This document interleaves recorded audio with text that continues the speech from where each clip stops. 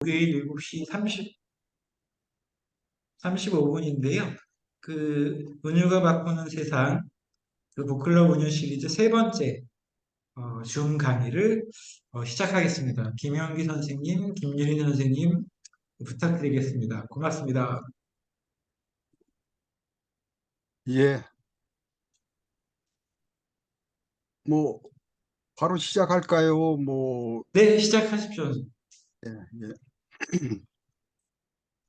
여러분이라는 분이 딱 보니까 5분이네. 어떻든 여러분 지난번 은유 2권 강의를 한 지가 벌써 2달이 지났습니다. 그동안 폭우와 폭염이 교차하고 또 물난리가 나서 안타까운 소식들이 많았는데요. 어려움을 겪지 않으셨다고 하니 다행입니다. 앞으로도 폭우를 동반한 태풍이 적어도 하나 둘은 지나갈 건데 모두들 조심하시길 바라고요. 날씨가 예전과 전혀 달라져서 이제 자칫하면 사람의 생명까지 위협하는 그런 시대가 되었습니다. 근본적인 원인은 기후변화 때문이라고 하죠. 전문가들은 이대로 가면 금세기 안에 기후변화가 인류 생존을 위협할지도 모른다고들 합니다. 어, 인류가 다음 세기에도 살아남으려면 자본주의와 소비 물질주의가 주도해온 우리의 다목적인 생활 방식과 경제 체제를 송두리째 바꿔야 한다고 그런 얘기가 많이 나도는데요. 그런데 과연 그것이 가능할까? 이게 문제입니다. 자본주의와 소비 물질주의가 주도하고 있는 철옹성 같은 세상을 우리가 과연 바꿀 수 있을까요? 마침 오늘 강연 제목이 은유가 바꾸는 세상인데요. 요점은 우리가 미리 던지는 문제의식은 은유가 세상을 정말 바꿀 수 있을까? 이런 겁니다. 오늘 강연에서는 여러분과 그 얘기를 조금 해보려고 합니다. PPT를 공유하면서 함께 이 얘기를 나눠보도록 하겠습니다.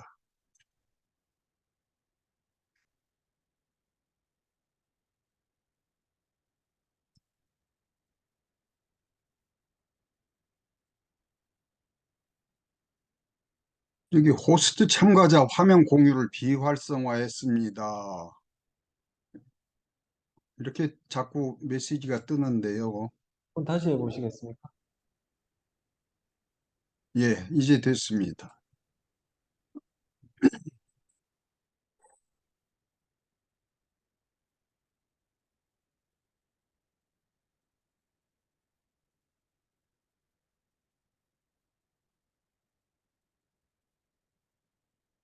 예, 어, 강연 제목도 은유가 바꾸는 세상 이렇게 정했습니다. 은유가 세상을 바꾼다고 하면 혁명으로도 못 바꾼 세상을 은유가 어떻게 바꿔 하는 생각이 먼저 듭니다. 하지만 결론부터 말씀드리자면 은유가 세상을 바꿀 수 있습니다. 왜냐하면 우리는 신이 만든 세계에 태어나 살지만 언어가 만든 세상에서 살아가기 때문입니다. 언어가 사람들 사이의 의사소통을 이끌고 학문을 낳고 사회를 구성하고 정치를 수행합니다. 그런데 우리가 그동안 수차례 확인했듯이 은유가 언어의 본질입니다. 그러니 사실인즉 은유가 우리의 의사소통을 이끌고 학문을 낳고 사회를 구성하고 정치를 수행하고 하면서 세상을 만들어간다 이렇게 얘기할 수 있습니다. 좀 더 구체적으로 말하자면 여기 PPT에 오늘 강연 목차를 적어 놨는데요. 은유가 인문과학, 사회과학, 자연과학, 정치, 더 나아가서는 우리 일상생활까지도 바꿔서 결국에는 세상을 바꿔나간다라는 것이 오늘 제가 말씀드리고자 하는 강연의 요지입니다. 그런데 은유가 세상을 바꿀 수 있다. 이런 식의 생각을 150년 전쯤 저와는 조금 다른 방식으로 한 그런 사람이 있었습니다. 여기 보이는 프리드리 니체죠. 음, 여러분들이 잘 아시는 철학자인데, 니체를 보통 우리는 어, 초인 철학자, 디오니스적 긍정 철학자라고 알고 있는데, 잘 알려져 있지 않은 사실입니다만은, 사실 니체는 은유의 마법사이자 천재적인 이론가이기도 했습니다. 24살 나이로 스위스 바젤 대학의 문헌학 교수로 부임한 이 천재가 남긴 유고에는 오늘날 뇌신경학자나 인지언어학자들이 들어도 무릎을 탁 치면서 감탄할 만한 그러한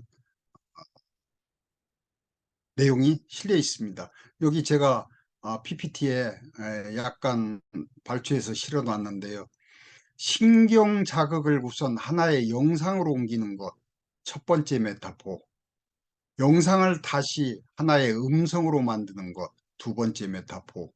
그리고 그때마다 영역을 완전히 건너뛰어 전혀 다른 세계로 들어간다.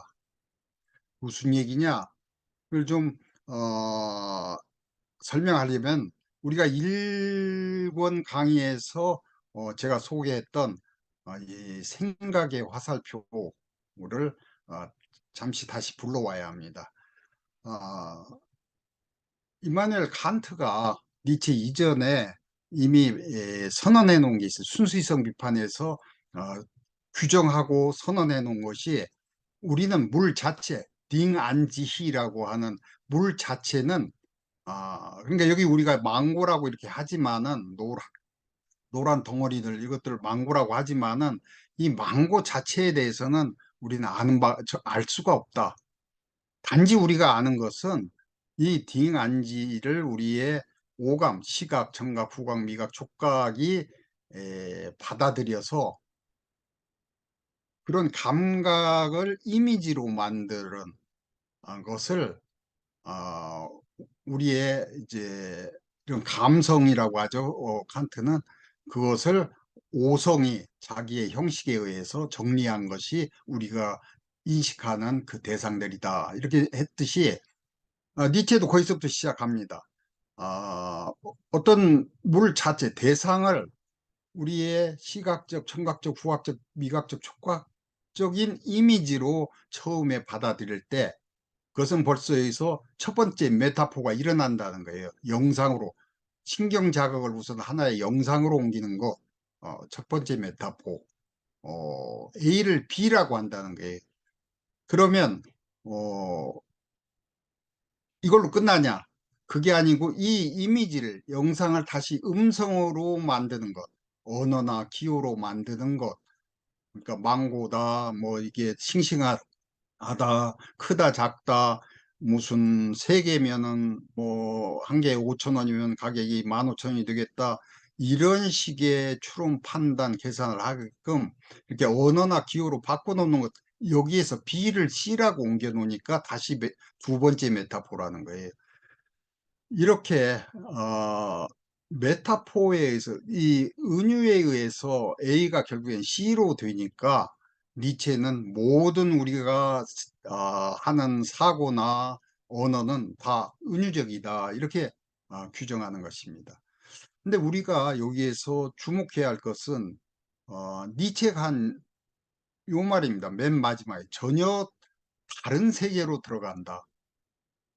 이 말이 곧 어, 은유가 가진 창의성의 이 본질이자 우리가 세상을 바꿀 수 있는 가능성의 에, 문이라고 저는 생각하는 것입니다.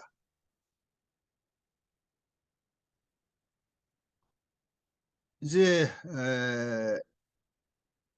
우리가 은유가 정말로 세상을 바꿀 수 있는지 그것을 지금부터 알아보려고 하는데요. 어, 시간이 한정되어 있기 때문에 그리고 또 이 강연을 듣는 여러분들은 삼권 책을 이미 읽으셨으리라 생각되기 때문에 간단하게 각 분야에서 하나둘씩만 골라서 설명하고 빨리빨리 넘어가려고 합니다. 어, 그래서 여러분들에게는 이 강연이 어, 다시 복습하는 시간, 다시 상기하는 시간이 되지 않을까 이런 생각을 합니다. 그렇다면 우선 은유가 학문에서 무슨 역할을 하는가? 은유는 본래 1권이나 2권에서 강연 때마다 그 강조했듯이 창의와 설득의 기능을 합니다. 근데 이 창의의 기능이 학문에서는 어떤 발견적인 역할을 해요. 이게 보조관념에서 원관념에서는 나올 수 없는 새로운 생각을 이끌어내는 학문적 도약 또는 발전을 이뤄냅니다. 그리고 설득의 기능이 학문에서는 설명적 역할을 합니다. 복잡하고 어려운 학적 내용과 이론을 빠르고 쉽게 이해하고 공감하고 설득하게 하는 그런 일을 합니다. 그래서 이제 에, 첫 번째 인문학에서는 그럼 은유가 무슨 일을 하는가? 아, 플라톤의 국가에 나오는 은유들을 보면은 태양의 비유, 성분의 비유, 동물의 비유, 이 셋이 대표적인 건데, 이런 은유적 표현들로 플라톤은 자신의 이데아론을 펼쳤습니다. 근데 그 중에서 오늘 제가 들고 나온 것은 태양의 비유인데, 어, 이 내용은 태양의 비유가 뭘 얘기하는가 이 내용은 책에 자세히 설명되어 있기 때문에 간단히 여기 도식으로만 여기 제시해 놨습니다. 플라톤은 본래 이 우주 만물이 이데아가 만든 것이다. 이데아가 그 안에 들어가서 뭐 예를 들면은 공은 어, 원의 이데아가 들어있고 아름다운 여인이나 음악이나 뭐 이 미술에는 아름다움의 이데아가 들어있고 뭐 이런 식으로 해서 이 우주 만물의 그 근원이 되는 것은 본래 이데아다. 이 우주 만물은 이데아의 산물이다. 이런 걸 늘 얘기해 왔는데 그런 얘기를 오랫동안 하다 보니까 특히 엘리야의 제논 같은 사람, 파르미데스, 그 스승 파르미데스하고 제논 같은 사람들이 와서 그 소크라테스와 토론을 하는 장면에서 나오는 얘기인데, 그러면 그 이데아가 그렇게 여러 뭐 삼각형의 이데아, 뭐 아름다움의 이데아, 원의 이데아 여러 있다면 이 이데아들은 어디에서 도대체 나오는 거냐? 이런 물음을 접하게 됩니다. 그래서 이데아 중에 이데아, 모든 이데아가 만들어지는 그것으로부터 나오는 그것을 이데아 중에 어떤 그 궁극적인 이데아 하나면서 모든 것은 그것으로부터 나오되 자신은 어떤 것으로부터 나오지 않는 그러한 신적인 존재, 그런 이데아를 선의 이데아다. 이렇게 이름 붙였습니다. 그리고 이 선의 이데아는 그러니까 아, 만물을 존재하게 하고 인식하게 한다. 이것을 설명하기 위해서 태양을 보조관념으로 사용했어요. 태양이 이 지구상에 있는 모든 만물을 존재하게끔 살아나게끔 하고 그리고 그 태양의 빛 때문에 우리가 그걸 인식할 수 있지 않느냐. 이런 것처럼 선의 이데아는 우주 만물의 를 존재하게 하고 인식하게 한 때문에 그것은 만물의 궁극적 원인이다. 이런 식으로 설명한 것이 플라톤의 태양의 비유인데요. 제가 여기서 여러분에게 드리고 싶은 말씀은 음, 사실은 이런 은유 자체가 어, 좀 엉성하고 사실은 그리고 선의 이데아 중에 이데아 만물의 궁극적 원인 그러니까 모든 세상 만물이 여기로부터 나오고 그것으로 돌아가고 하는 이 원인을 선의 이데아라고 이름을 붙인 것 자체가 모순이다. 왜냐하면 만물의 궁극적 원인이 되려면은 이름이 없어야 해요. 그게 무슨 소리냐 하면은 제가 여기 플라톤 뒤에 그 벤다이아그램을 하나 그려놨는데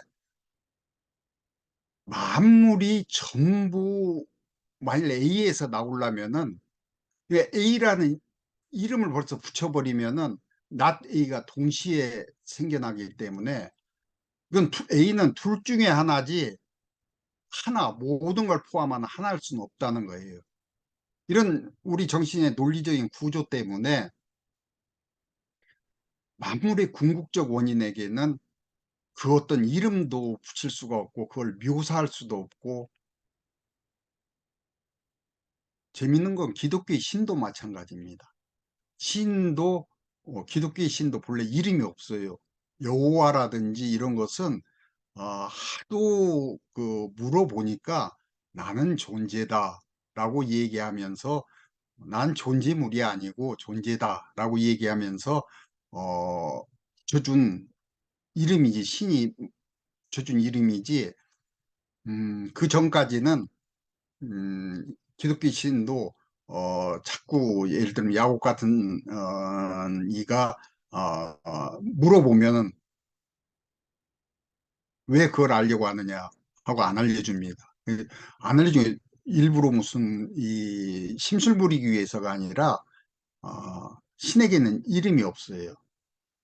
만물의 궁극적 원인이려면은 어, 이름이 있어서는 안 됩니다.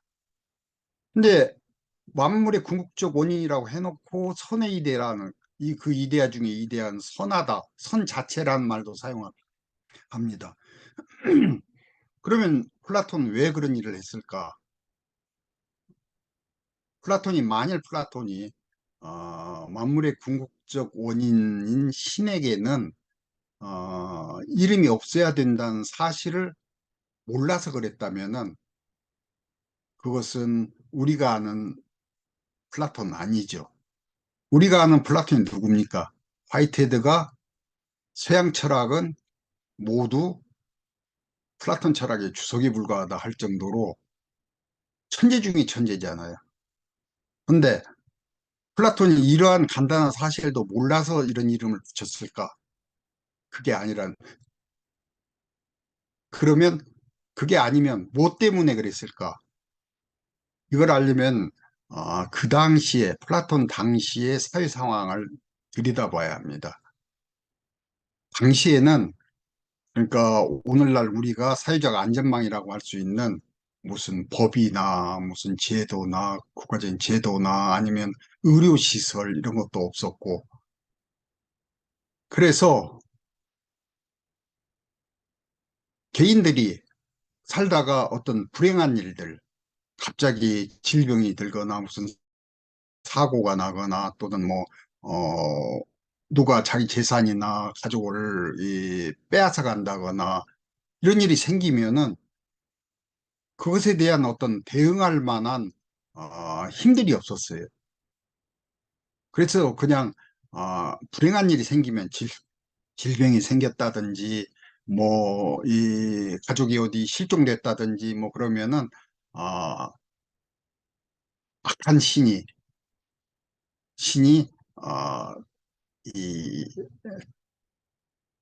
그런 내가 어째 할 수 없는 불가항력적인 일을 했다라고 체념할 수밖에 없는 그래서 늘 언제 어떤 불행이나 어떤 재앙이 닥쳐올지 몰라서 불안해하는 삶을 살고 있었죠. 보편 종교가 그 생겨난 것도 플라톤부터 한 200년 후 정도, 아니 400년 후쯤 되니까 음, 그때 플라톤이 나섰던 것입니다. 나서가지고 만물의 궁극적 원인이 되는 신은 어,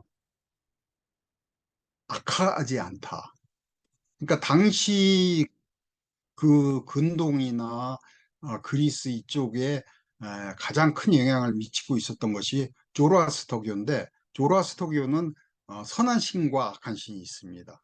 그래서 서로 대립하고 싸우고 그러는데, 그래서 개인에게 좋은 일이 생기면 선한 신이 가오고 때문에 그런 거고, 나쁜 일이 생기면 악한 신의 그 횡포 때문에 그렇다, 이렇게들 알고 살아갔는데, 플라톤이 나와서 아니다, 세상을 창조하고 이 세상을 이끌어가는 것, 그 만물의 궁극적 근거인 신은 선하다, 선 자체다, 이렇게 주장함으로써 어,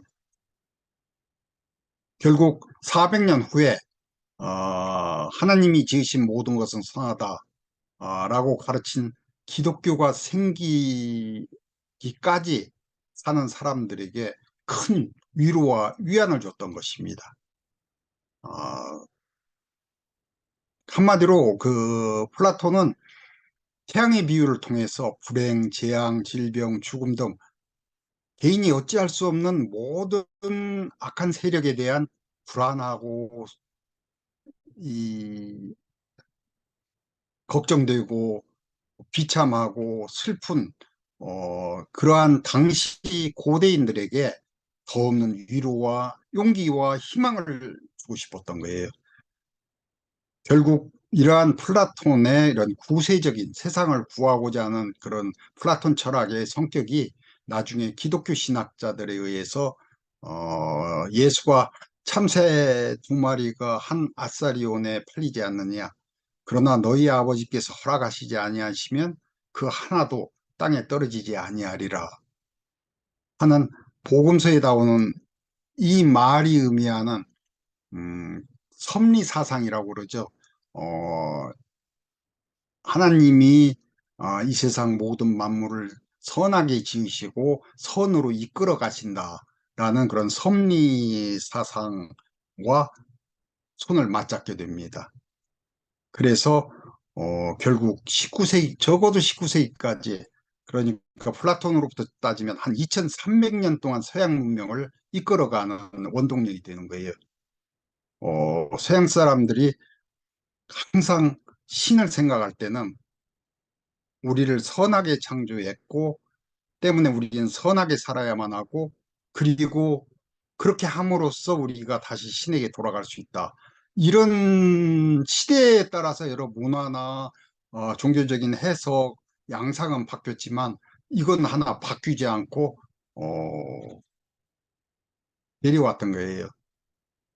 적어도 니체가 신은 죽었다라고 당당하게 그 선포하기 전까지는 그랬습니다. 우리는 여기에서 은유가 인문학에서 무엇을 할 수 있는지, 또 그것이 얼마나 오랫동안 영향을 미칠 수 있는지를 알아볼 수 있습니다. 어, 은유는 여기 PPT에 실어놨던 게 인문학에서 사용되는 은유는 그 사용이 올바른 경우 우리의 삶과 세상을 보다 인간답게 만드는 일을 합니다. 그리고 플라톤의 태양의 비유에서 보았듯이 그 영향력은 어, 굉장히 크고 장구합니다. 이게 보통 우리가 일상에 사용하는 은유와 다른 점이에요. 은유가 학문에서, 그것도 인문학에서 사용될 경우 이러한 역할을 합니다.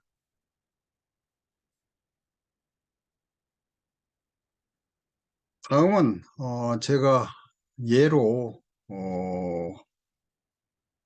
에픽테토스의 그 잠언을 하나 가져왔는데요. 입구가 좁은 병 속에 팔을 집어넣고 무화과와 호두를 잔뜩 움켜쥔 아이에게 어떤 일이 일어나겠는지를 생각해보라. 아이는 팔을 다시 빼지 못해 울게 될 것이다. 이때 사람들은 과일을 버려라, 그러면 다시 손을 빼게 될 거야 라고 말한다. 의도 이와 같다. 에픽테토스는 로마의 그 노예였습니다. 그 어머니가 노예였고 아버지는 누군지도 모르고 여종인 그 노예로 이 아들로 태어나서 생애 한 30년은 노예로 보냈습니다. 그래서 어떤 그 고약한 그 귀족집에 팔려갔는데 노예 생활을 하면서 많은 고통을 겪었죠. 재미있는 일화도 있습니다.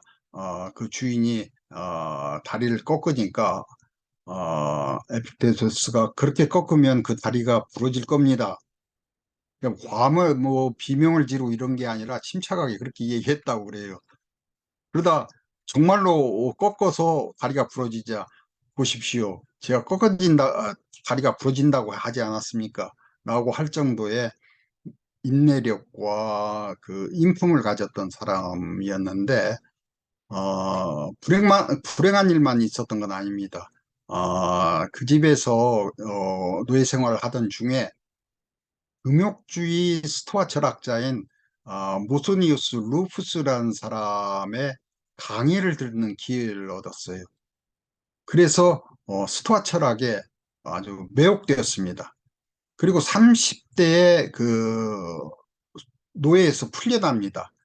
그래서 스토아 철학을 공부하고 나중에 철학 교사가 되었는데 대중들에게 굉장히 인기가 많았다고 그래요. 부유하고 권력 있는 사람들까지 그 에픽테토스의 강연을 들으러 왔고 심지어는 그 위대한 황제인 하드리아누스도 이 사람 강연을 듣기 위해서 먼 길을 여행해 왔다고 합니다. 이유가 뭘까 생각해 보면 간단합니다. 그의 비법은 그가 사용한 적절한 은유적 표현에 있었어요. 이 잠언에서 봐도 스토아 철학은 본래 절제를 교훈하는 가르치는 그런 학파지 않습니까? 그런데 어, 너희들이 절제하며 살아야 한다. 이런 말을 알아듣기 쉽게 가르치기가 쉽지 않잖아요. 근데 에픽테토스가 들은 이 예를 보면은 아주 일목요연합니다. 유리병에 입구는 좁은데 그 안에 무화과와 호두가 잔뜩 맛있는 게 들어있는 거예요. 어린아이가 그 손을 겨우 집어넣어서 잔뜩 움켜쥐고 나니까 손이 빠지지가 않는 거예요. 그러니까 이 어린아이가 할 수 있는 일은 뭡니까? 그걸 움켜쥐고 계속 그 있거나 아니면 그것들을 다 포기하고 손을 빼거나 둘 중 하나밖에 없잖아요. 그러니까 울고 있는 거예요.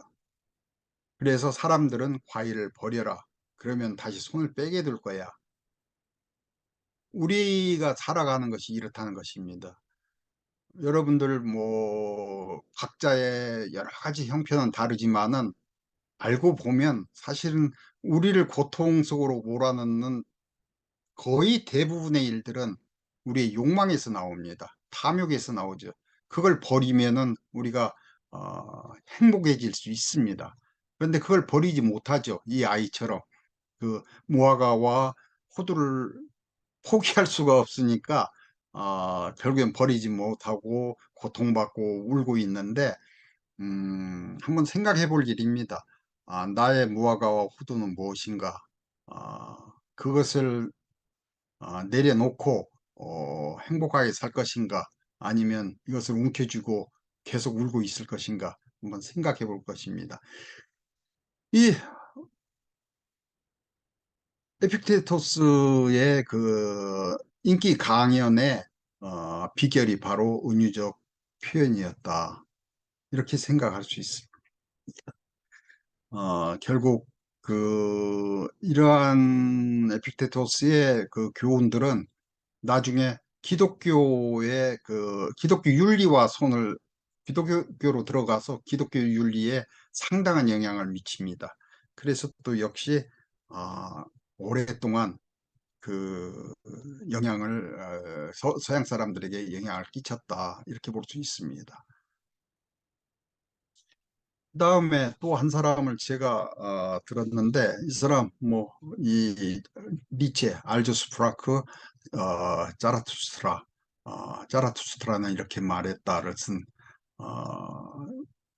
니체인데 앞에서 말씀드린 것처럼 니체는 사실 은유를 사랑하고 은유로 철학을 한 저술가다 이렇게 볼 수 있습니다. 이 사람은 어, 거의 모든 자기의 저술들을 은유를 통해서 어, 전하고 하고 싶은 말을 전하고 책을 쓰고 했던 사람인데 특히 그의 그 자라투스트라는 이렇게 말했다는 은유의 보고입니다. 아, 은유가 없이는 이 책은 도대체 이 전개가 되지 않는 사람에 따라서 차이는 있지만은 누가 세어봐도 100개는 훨씬 넘는 은유적 표현과 사고들로 이 책 전체가 만들어져 있습니다. 철학책 가운데 이처럼 많은 은유적 표현과 사고가 들어있는 책은 제가 아는 한 없습니다. 여기 PPT에는 그 중에서 널리 알려진 낙타, 사자, 어린아이라는 은유에 대해서 어, 이 사람이 이런 은유를 사용해서 어, 현대인의 정신을 표현한 것을 제가 도식을 실어 놨는데요. 니체는 나 이제 너희에게 정신의 새 변화에 대해서 이 얘기하련다. 정신이 어떻게 낙타가 되고 낙타가 사자가 되며 사자가 마침내 어린아이가 되는 것을 이러면서 전개했는데 어, 니체가 여기서 말하는 낙타는 어, 그가 인간 말종이라고 아주 혐오하는 현대인의 정신 상태입니다.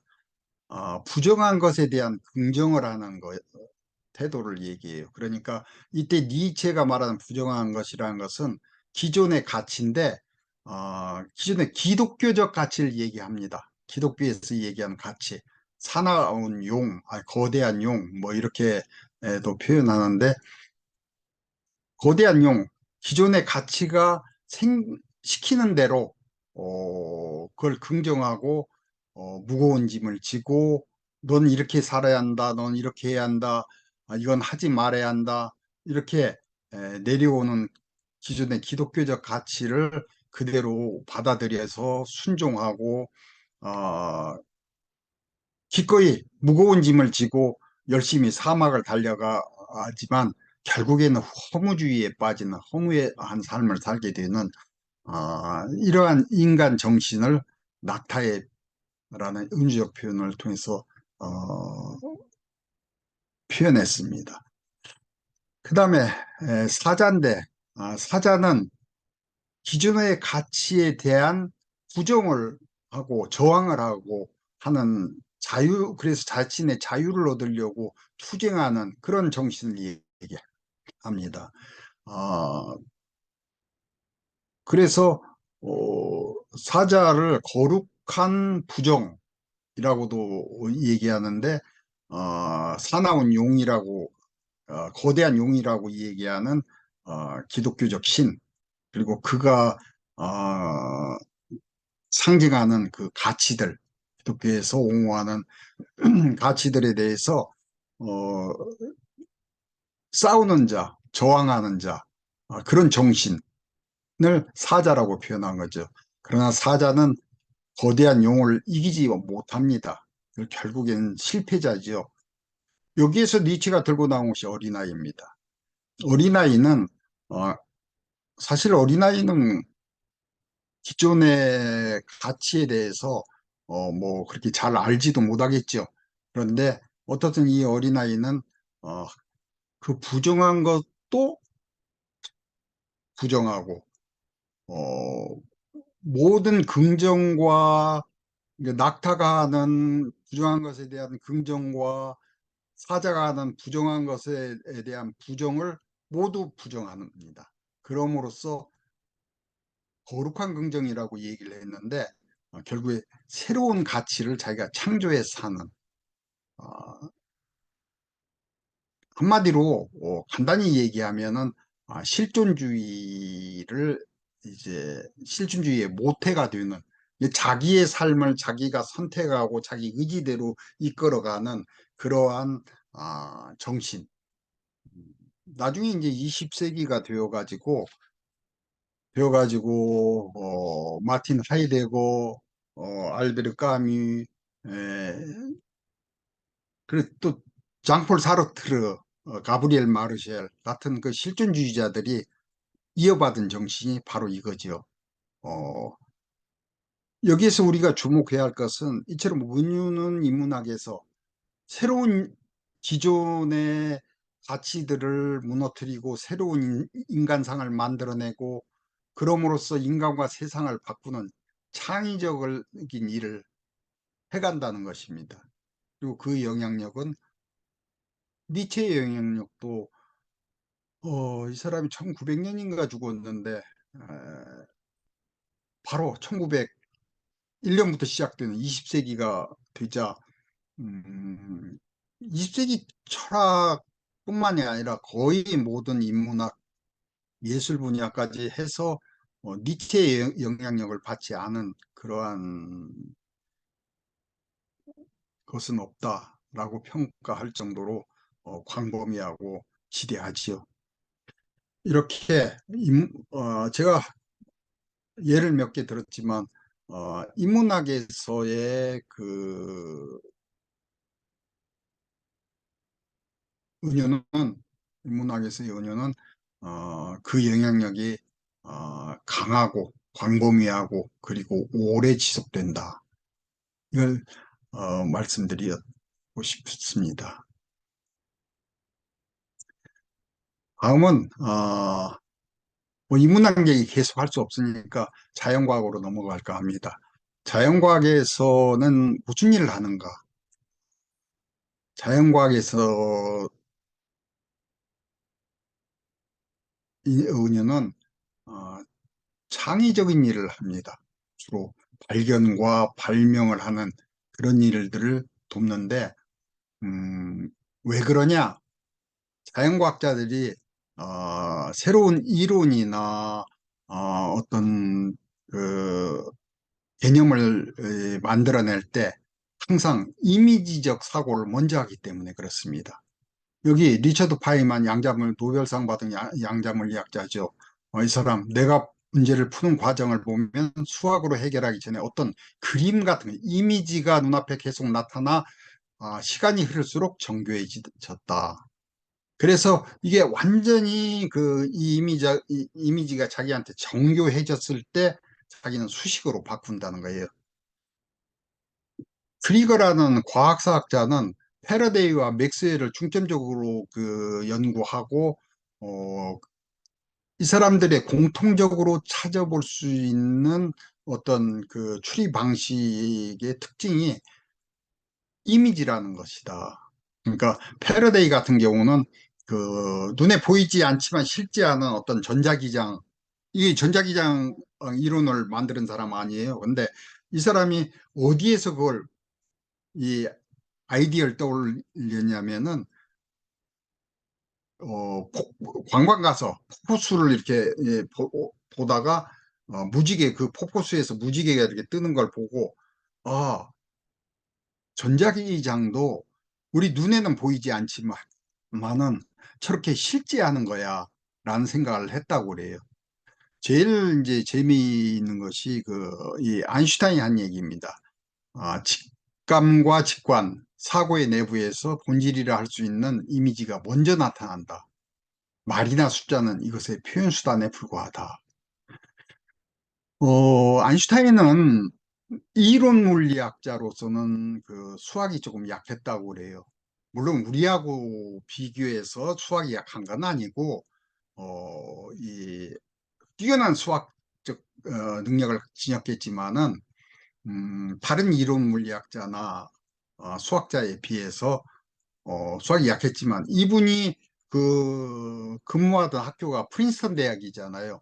근데 당시 프린스턴 대학에는 문만 열고 바로 옆방에 보면 괴델도 있고 뭐 어마어마한 수학자들이 있었어요.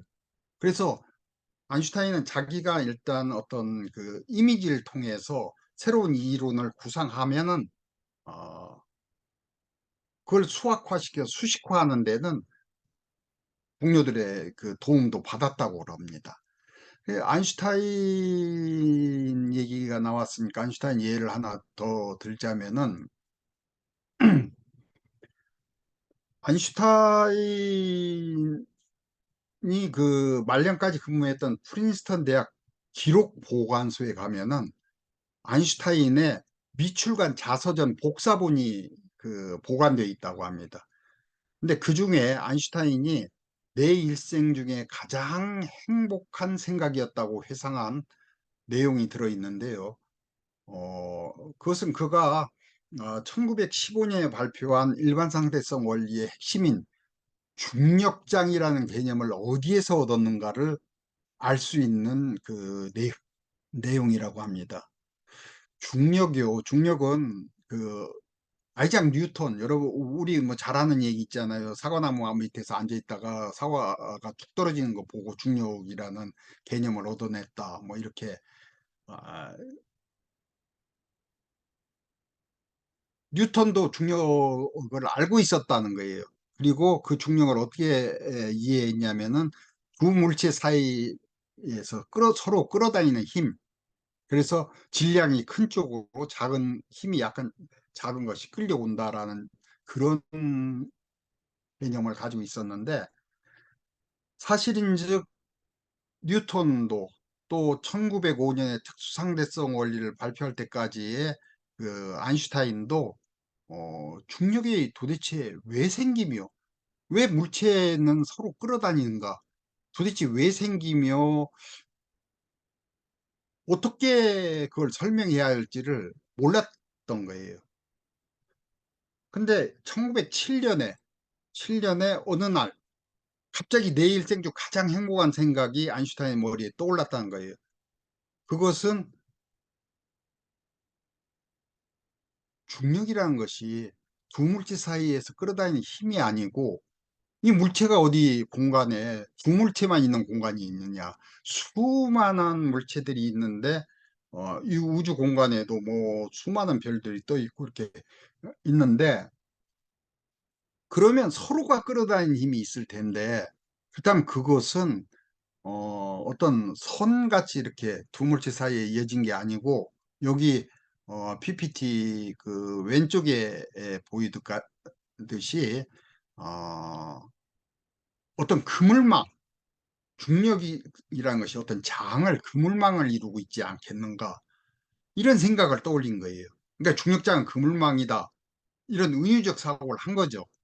그러니까 내 마음은 호수다, 뭐 내 귀는 소라껍질이다, 뭐 이런 거하고 같은 얘기잖아요. 중력장은 그물망이다. 이렇게 떠올리고 나니까 그런데 질량이 아주 큰 어떤 쇠공 같은 것들 여기 그물망이 쫙 펼쳐져 있다고 하는데 거기에 질량이 큰 무거운 어떤 그런 쇠공 같은 것을 툭 던져 놓으면 그가 쑥 들어갈 거 아니에요. 여기처럼. 그러면은 중력이라는 것은 이 질량이 큰 게 들어있으면 그 주변으로 그물망이 이렇게 휘어져 오겠죠. 휘어져, 그러면 시공간도 휘어질 게고, 이 휘어진 시공간, 이 그물망에 어떤 그 물체가 있으면은 이쪽으로 미끄러져 들어가는, 그러니까, 중력이, 여기 어떤 물체가, 어, 다른 여기 물체와 사이에 이게 끌어당기기 때문에 들어가는 게 아니라, 그러니까 중력이란 것이 질량이 큰 물질의 주변에서 어, 중력장이 휘어져서 미끄러져 들어가는 것, 그런 힘, 그 힘이 곧 중력이다. 이런 생각을 떠올린 거예요, 이 사람이. 떠올리고 나자 중력은 물체의 끌어당김이 아니라 휘어진 공간에서 가장 짧은 거리를 이동하려는 어떤 현상 때문에 생기는 것이라는 그러한 그 새로운 이론을 중력이 왜 생기는가를 드디어 알아낸 거죠. 그리고 이 경사도 이게 아주 무거워서 이게 경사도가 심하면 이 가속도도 커진다. 이런 사실들을 이 간단한 중력장은 그물망이다 같은 운적 사고를 통해서 다 이끌어낸 것입니다. 그리고 세월이 지나가면서 이제 사람들이 생각하기를 이게 질량이 너무 커서 이 경사도가 아주 심해서 모든 이 주변의 빛과 에너지를 다 빨아들인다면은 그렇다면 거기는 거물 수밖에 없다. 그러면은 그게 블랙홀이다. 그런 천체가 있어서 그 주변의 모든 빛과 에너지를 빨아들인다면은 끌어당겨서 빨아들인다면은 그것은 어, 블랙홀이다.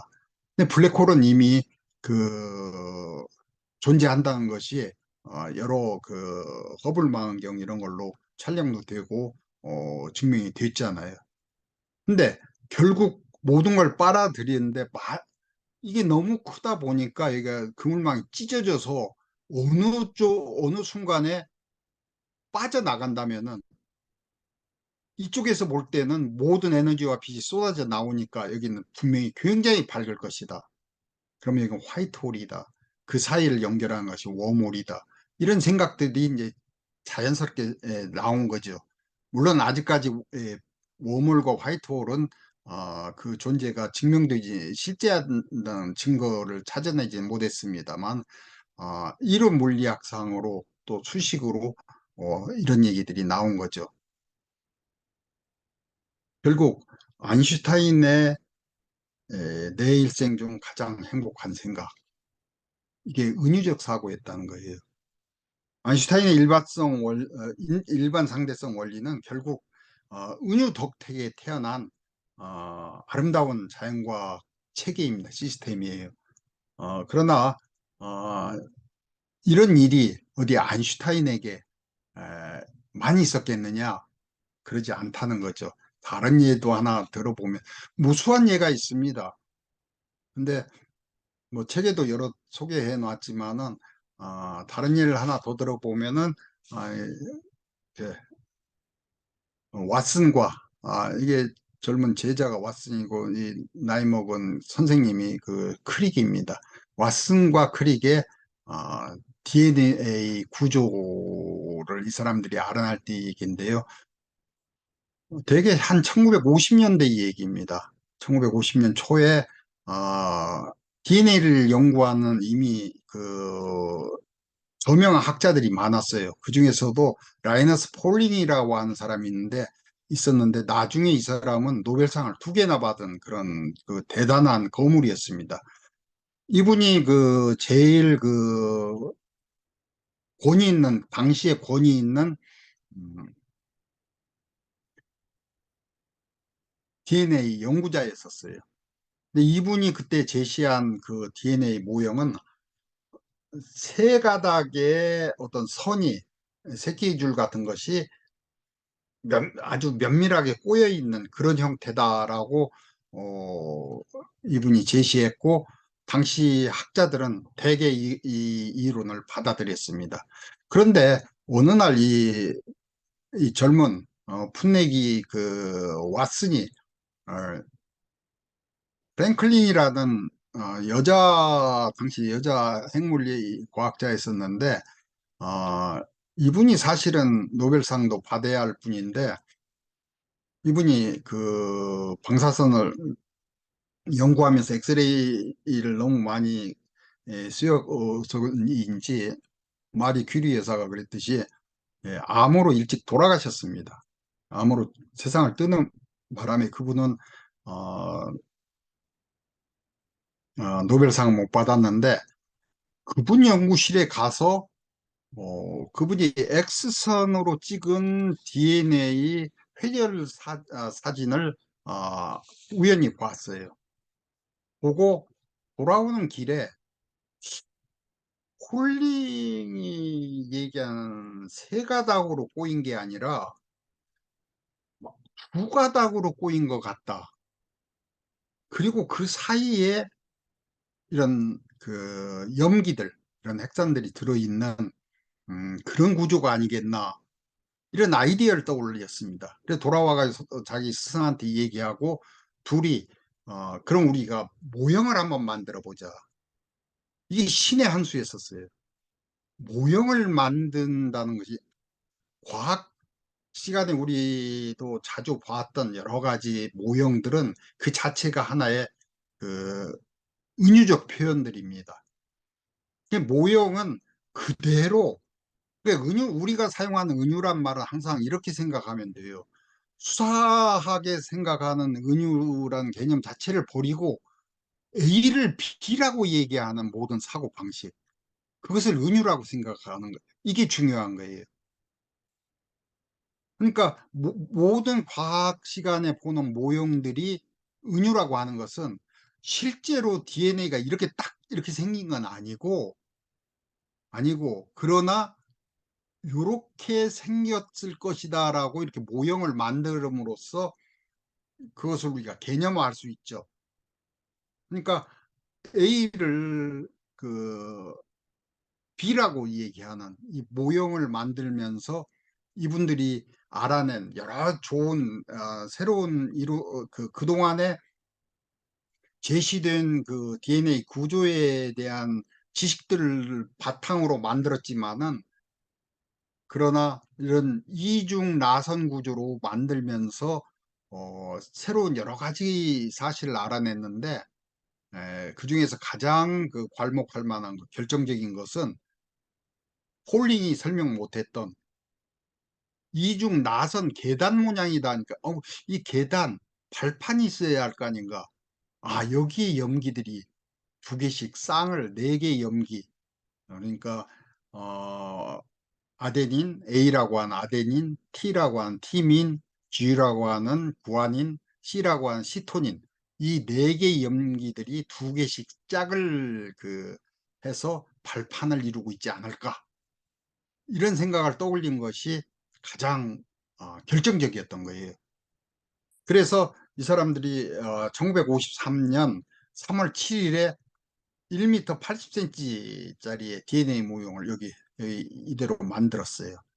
그리고 그것을 정리해 가지고 3주 뒤에 어, 불과 128줄밖에 안 되는 짧은 논문을 네이처지에 핵산의 분자 구조, 디옥시보 핵산 구조, 뭐 이런 논문을 53년 4월에 발표하게 되죠. 그리고 1962년에 노벨상을 둘 다 받게 됩니다. 이렇게 은유는 과학자들에게 발견적 역할이라고 앞에서 제가 설명했던 그 새로운 이론들을 만들어내고 알아내고 하는 이런 창조적인 일을 합니다. 근데 한 가지 여기서 짚고 넘어가야 할 것이 과학자가 아닌 우리 일반인들에게는 그러면은 은유가 하는 일이 뭐가 있겠느냐 이렇게 생각할 수 있는데 어, 우리 일반인들은 특히 아이들에게 과학 지식을 전달하는 과학 교사들은 은유의 설명적 역할을 잘 이용하면은 굉장히 좋은 효과를 낼 수 있다. 이런 말씀을 드리고 싶은 겁니다. 어, 사실 자연과학적 이론들, 특히 뭐 이렇게 요즘 첨단 천체 물리학 이론이나 아니면 유전공학 이론 같은 것들, 이런 것들을 과학교사들이 아이들에게 설명하기가 그리 쉽지가 않습니다. 예를 들어서 중력이 왜 생기는가, 블랙홀, 화이트홀, 웜홀은 도대체 무엇이고 왜 생겨났는가 같은 것을 설명하기가 쉽지 않지만은 아까 앞에서 아인슈타인이 떠올린 생각처럼 중력자는 그물망 같은 것이다. 거기다 쇠공을 놓으면 이런 현상이 일어나지 않냐. 이렇게 설명하면 아이들이 쉽게 알아듣죠. 마찬가지로 DNA 구조도 마찬가지입니다. 이미 왓슨과 크릭이 만들어 놓은 거기 때문에 발견적 역할은 아니라고 해도 이 왼쪽에 있는 나선형 계단 모양을 보여주면서 이런 그 형태를 가지고 있다. 이런 식으로 설명함으로써 아이들이 이해가 쉽게 될 것입니다. 근데 저는 이런 생각을 합니다. 어디 이게 자연과학뿐이겠는가? 은연을 통한 학습은 다른 과목에서도 아이들의 이해력과 창의력을 길러줄 것이다. 이렇게 생각합니다. 그래서 어, 우리가 아이들의 그 교과 학습에 되도록 많은 은유적 그 사고와 표현을 개발해서 사용해야 할 것이다. 이런 생각을 합니다. 이제 시간이 많이 흘렀죠. 근데 이 반절밖에 못 했으니까 쉬지 말고 빨리빨리 가야겠습니다. 아, 이제 사회과학에서 그럼 은유는 무슨 일을 하냐? 이걸 한번 따져봐야 할 일인데 사실은 사회과학이라는 학문 자체, 그러니까 경제학, 사회학, 정치학 같은 사회과학은 우리가 세상을 구성하고 기획하고 만들어가고 수정해가는 그런 이론들을 공부하는, 연구하는 학문이라고 볼 수 있습니다. 그러니까 사회과학이야말로 무슨 일을 하냐? 세상을 만들고 바꿔가는 일을 하는 그런 일을 한다 이렇게 볼 수 있습니다. 간단하게 얘기할 수 있는데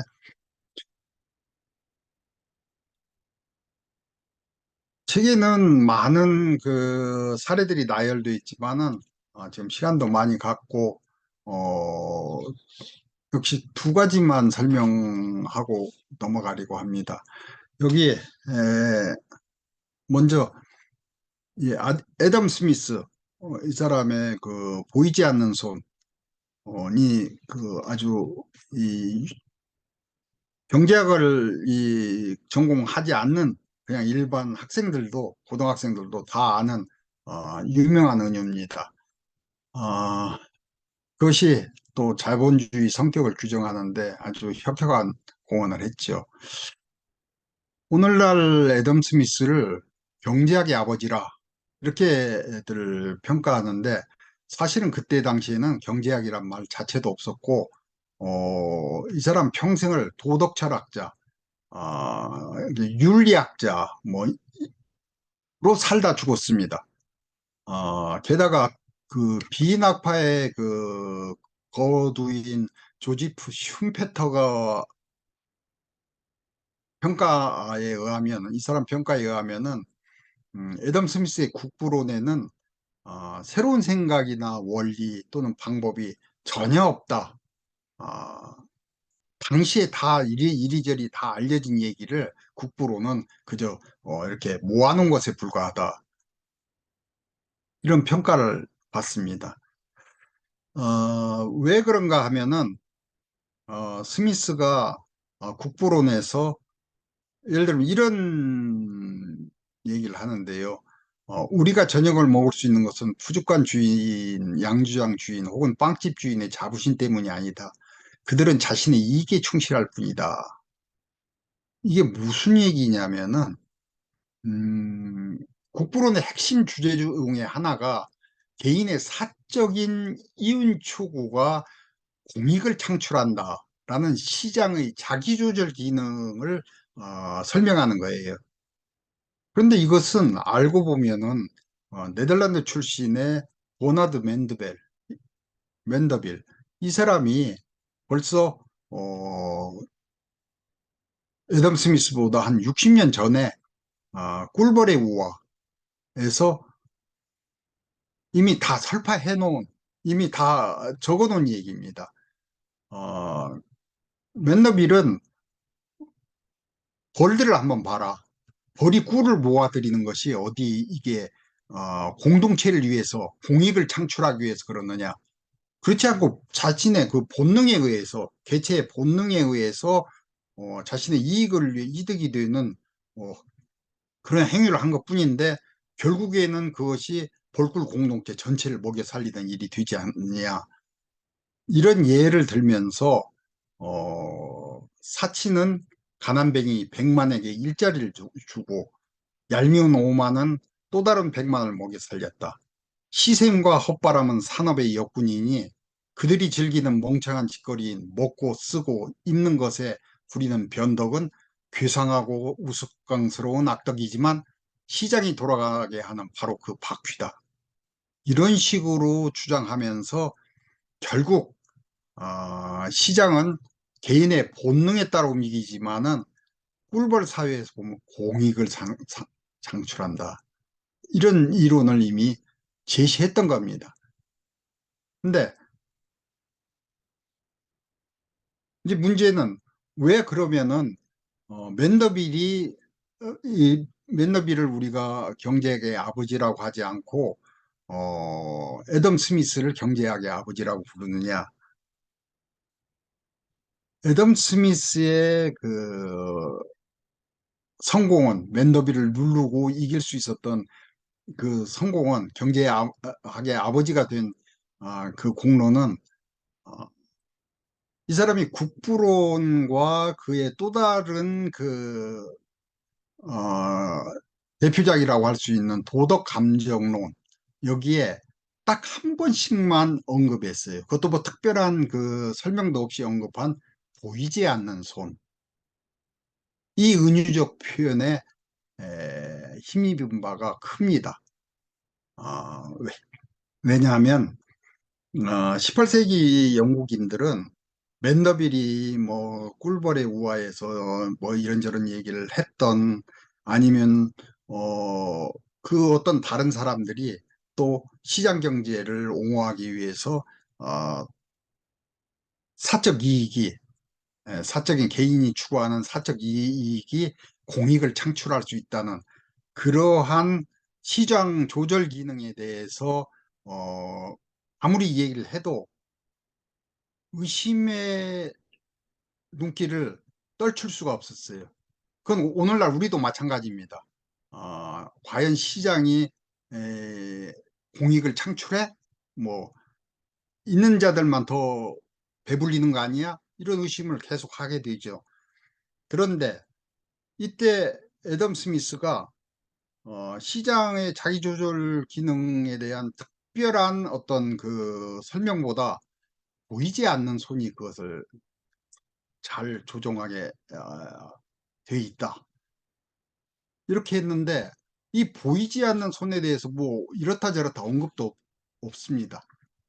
그럼에도 불구하고 천년이 넘게 기독교와 함께 살아온 당시 유럽 사람들은 특히 영국 사람들 그 보이지 않는 그 손이 사도 바울이 모든 것을 합력하여 선을 이루느니라 하는 로마서 8장에 나오는 이 하나님의 손이다. 이렇게 생각했던 거예요.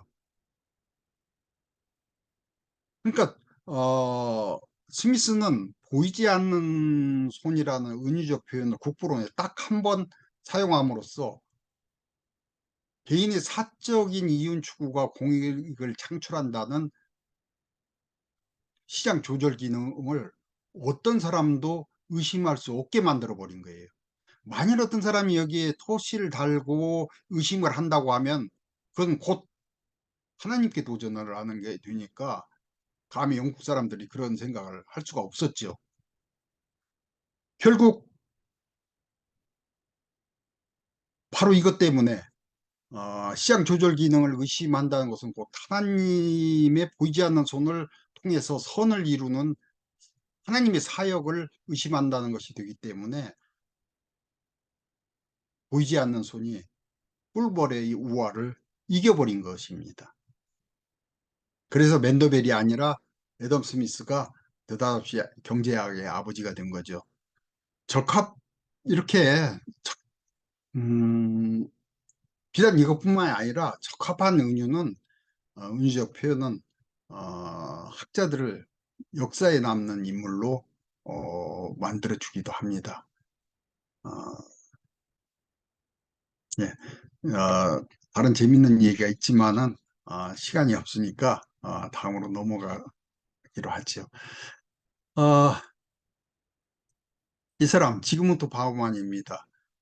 이렇게 100년 가까이 살면서 근대와 탈근대를 성찰하면서 여러 참 좋은 저서들을 많이 남겼는데요. 그 폴란드 출신이고 영국에서 주로 활동했던 사회학자입니다. 이 지그문트 바우만이 2007년도에 발간한 모두스 비벤디에 나오는 은유적 표현 세 개를 소개할까 합니다. 어, 바우만은 전근대, 프리모던, 근대 모던, 탈근대, 포스트 모던 이렇게 시대 구분을 한 다음에 전근대, 그러니까 고대나 중세까지를 얘기하겠죠. 어, 이때는 사람들이 유기체적 세계관을 가지고 있었다. 다시 말해서 만물은 서로 연결되어 있다. 그래서 이 만물이 연결되어 있는 것에 어느 하나라도 틈이 벌어지면 유기체 전체가 몰락하게 된다. 그래서 서로를 보살피고 아껴야 한다라는 이런 고대나 중세 사람들이 가지고 있던 세계관을 전 인류들의 자연에 대한 태도로 이 사람은 얘기합니다. 그래서 이 사냥터지기는 자연이 사냥터이고 유기체적 세계관을 가진 사냥터지기가 어, 활동을 하는데 그 임무는 자연의 균형을 유지하는 거예요. 신이 지혜롭게 질서를 지어 놓은 자연을 보호하고 보존하는 것입니다. 그 일에 만약 어설프게 손을 낼 바에야 손대지 않는 것이 더 좋다는 그런 생각들을 가지고 살았던 사람들이에요.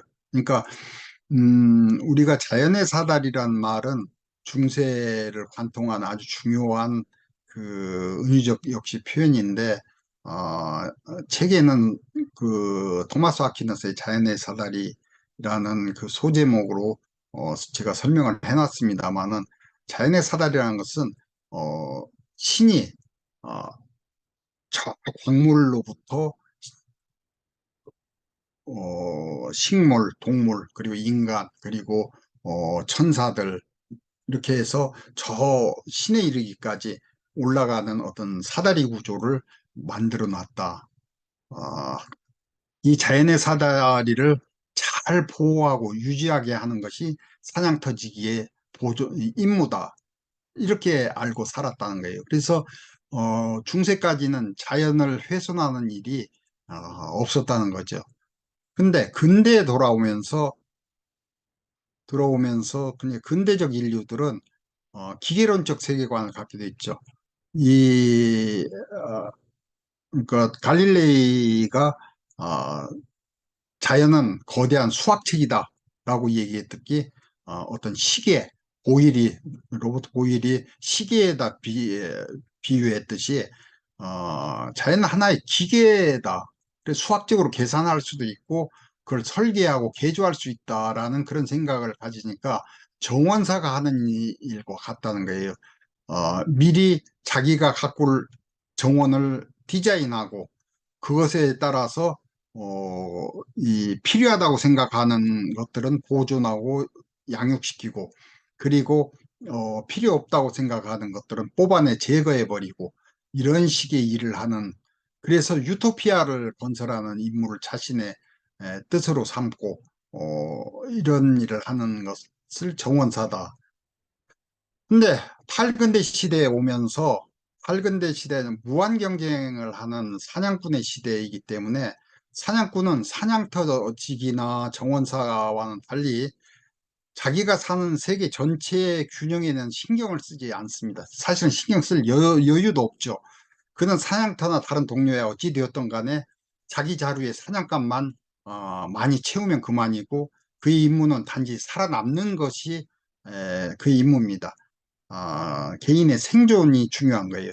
그럼으로써 결국 자연은 황폐화되어 가고 세계는 점점 무한 경쟁의 지옥으로 변화가고 있다는 것입니다. 요컨대 바우만은 아, 근대인과 탈근대인, 다시 말해 신과 자연과의 유대를 단절하고 스스로 삶을 통제하기로 한 정원사와 자기 차로만 채우면 그만이라는 사냥꾼들이 오늘날 우리가 사는 세상, 곧 탐욕이 가득한 개인들, 무한 경쟁의 사회, 파괴된 자연을 만들어낸 것이라고 모두스 비비엔디에서 경고한 것입니다. 정리하자면 이처럼 사회과학도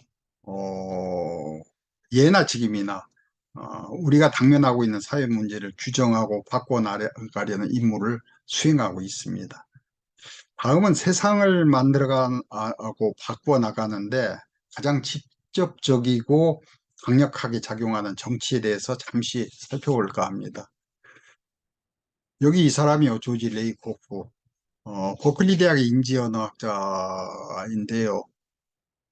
이 사람이 바로 개념적 은유 이론을 창시하기도 했습니다. 그 사람이 코끼리는 생각하지 마에서 은유는 사람을 죽일 수도 있다. 9.11 테러를 보고 그 이라크 전쟁, 9.11 테러가 촉발한 그 이라크 전쟁을 보고 War on Terror, 어, 어, 테러와의 전쟁, 부지 조, 조지 부시죠. 미국 대통령 테러와의 전쟁을 선포한 사람인데 이 사태를 보면서 은유는 사람을 죽일 수도 있다라고 경고한 것인데 예, 여러분도 잘 알다시피 2001년이죠. 9월 11일에 알카에다가 그 뉴욕의 쌍둥이 빌딩을 공격했습니다.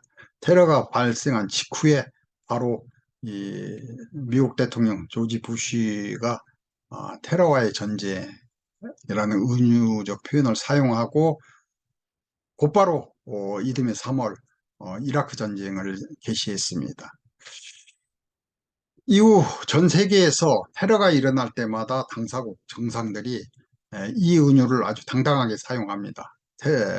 테러와의 전쟁을 우리가 하겠다. 응징은 무차별적일 것이다. 무지막지할 것이다. 뭐 이런 표현도 써가면서 그 때문에 테러와의 전쟁이라는 이 은유적 표현은 21세기 초에 만들어진 가장 유명한 정치적 은유가 되었고 문화적 표현이 되었습니다.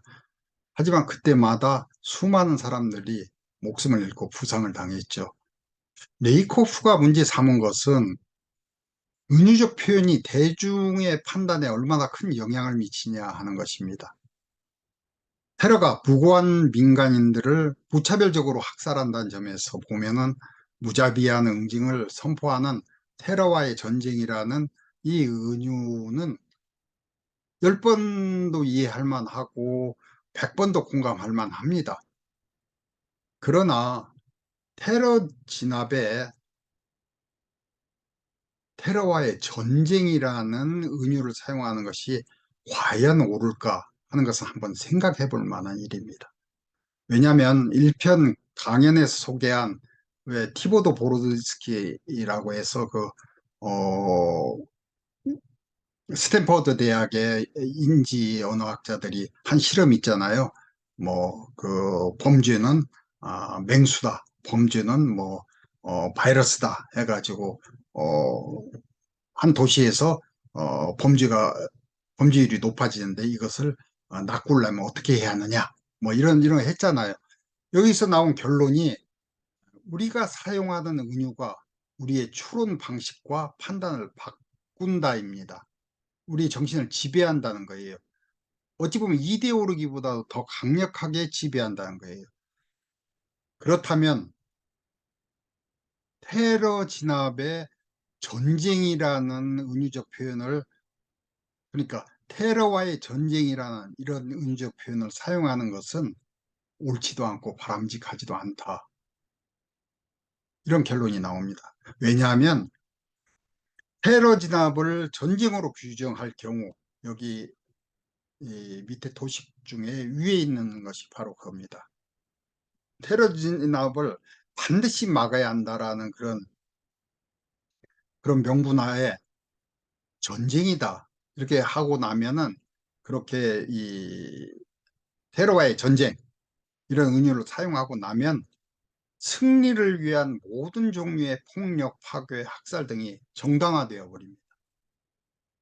그리고 테러 진압에서 가장 중요하게 다뤄져야 할 사전 예방 조치나 근본적 대책은 시야에서 순간 사라져 버립니다. 전쟁 무슨 일이 있어도 이겨야지. 전쟁을 위해서라면은 승리를 위해서라면 전쟁에 지지 않기 위해서라면은 어떤 폭력도 어떤 학살도 당연한 거지. 이런 생각을 불러온다는 것입니다. 테러와의 전쟁을 이게 테러를 전쟁과 같은 성격이다. 이렇게 본다는 건 잘못됐다는 거죠. 테러는 은폐되어서 유동하는 위험이고 유동하는 공포입니다. 언제 어디서 어떻게 일어날지를 알 수가 없어요. 따라서 핵 항공모함이나 전폭기를 동원해서 폭격을 가한다고 해서 해결할 수 있는 문제가 아니라는 거예요.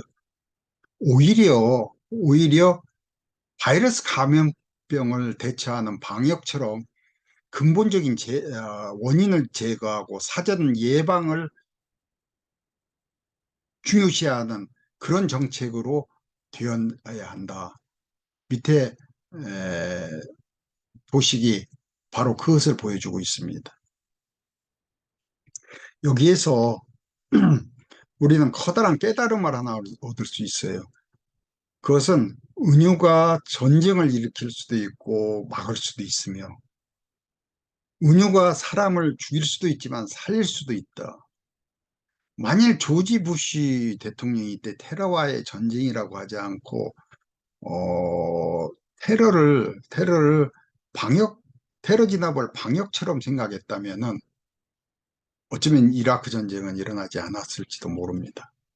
물론 다른 정치적 계산이 있다는 것은 그 후에 드러난 여러 가지 이 사실로 드러났습니다만은 우리가 주목하고자 하는 것은 그겁니다. 은유가 사람을 죽일 수도 있지만 살릴 수도 있다는 것. 사실은 이것은 이제 강연 끝에서 결론으로 드리고 싶은 말씀이었는데, 그 전에 정치에서 사용된 은유가 얼마나 위험한지를 경고하는 다른 하나의 예로, 대표적인 예로 아돌프 히틀러를 들 수 있습니다. 히틀러는 자기 자신, 히틀러뿐만 아니라 그 괴베린이 이런 나치들은 히틀러는 민족을 이끄는 그런 혈족의 구세주, 뭐, 또는, 어, 민족의 지도자, 뭐 이런 식으로 그러니까 구약성서에 나오는 어떤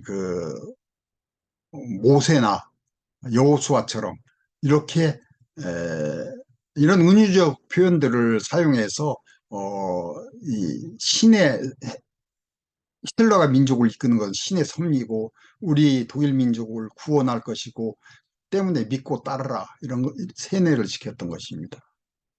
동시에 유대인에 대해서는 기생충, 악성 세균, 인류의 영원한 박테리아, 뭐 이런 표현들을 사용해서 그들을 제거해야만 한다. 라고 세뇌시킴으로써 600만에 달하는 그 어, 유대인들을 학살하는 그런 일을 착수할 수 있었던 것입니다. 여기에서 우리가 알아야 할 것이 하나 있는데요. 어, 제거해야 할 대상들을 기생충이니 악성 세균이가 하는 그런 병원균이나 또는 쥐, 뱀, 돼지, 개, 원숭이 같은 은유적 표현을 사용해서 묘사하는, 그래서 대중을 선동하고 세뇌시키는, 다시 말해서 인간을 비인간화시키는 수법을 사용한 것은 히틀러와 나치가 처음이고 마지막 아니라는 것입니다. 여기 미국 뉴잉글랜드 대학의 철학 교수인 이 사람, 데이비드 리빙스턴 스미스라는 이 사람이 여기 레스 댄 휴먼, 인간 이하, 우리나라에 번역되어 있습니다. 메이킹 몬스터, 이것은 번역되어 있지 않은데 괴물 만들기, 이런 책들에서 이 사람이 알아보니까 이것은 고대로부터 지금까지, 그리고 동양과 서양을 막론하고 전쟁이나 뭐 이런 혁명이나 이런 게 있을 때마다 인간이 해왔던 일이라는 거예요. 제거해야 할 대상을 항상 무슨 쥐나 뱀이나 돼지, 개, 원숭이 또는 세균, 이런 것에 비유하는 어떤 그런 은유적 표현들을 만들어 가지고 방송을 하고 전단지를 뿌리고 연설을 하고 함으로써 대중들에게 그 그러니까 어디를 공격하거나 어떤 사람들을 전부 어떤 그 한 무리의 민족이나 어떤 단체나 어떤 사람들을 그 제거하려고 생각하면은 항상 미리 그런 선전작전을 펴고 그 다음에 그런 일들을 감행했다는 거예요. 뭐 이 밑에 뭐 르완다 정부가 어떻게 했느니, 나치가 어떻게 했느니, 뭐 소련이 그 독일이나 그 폴란드를 침략할 때 어떻게 했느니, 이런 식의 수많은 역사적 사실들을 이 책은 그 인간 이하라는 책은 나열하고 있습니다. 근데 왜 그런 일들을 할까? 스미스 교수는 그 영국의 지성인이었던 올더스 헉슬리, 그 멋진 신세계 쓴 그 사람의 말을 인용하면서 설명합니다.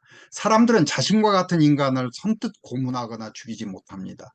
하지만 만약 그 인간이 마치 인간이 아닌 존재, 사악한 본질의 구현체로 여겨진다면, 그러니까 쥐나 뱀이나 돼지나 아니면은 몬스터, 괴물로 여겨진다면 더 이상 망설이지 않습니다.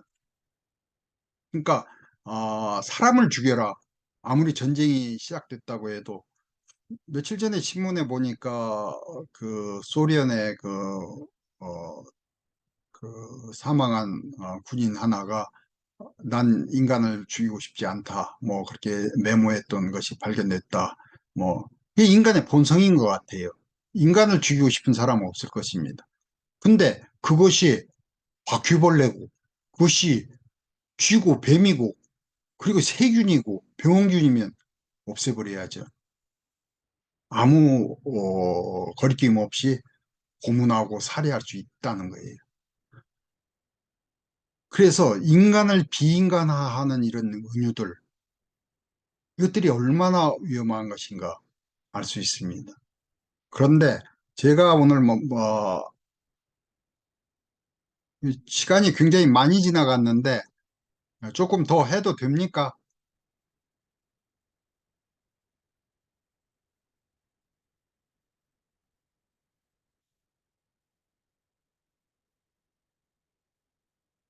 대표님 어디 가셨는데 편집장님 어떻게 좀 계속 해도 됩니까?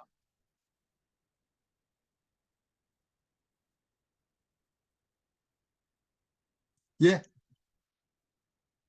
안 들리나?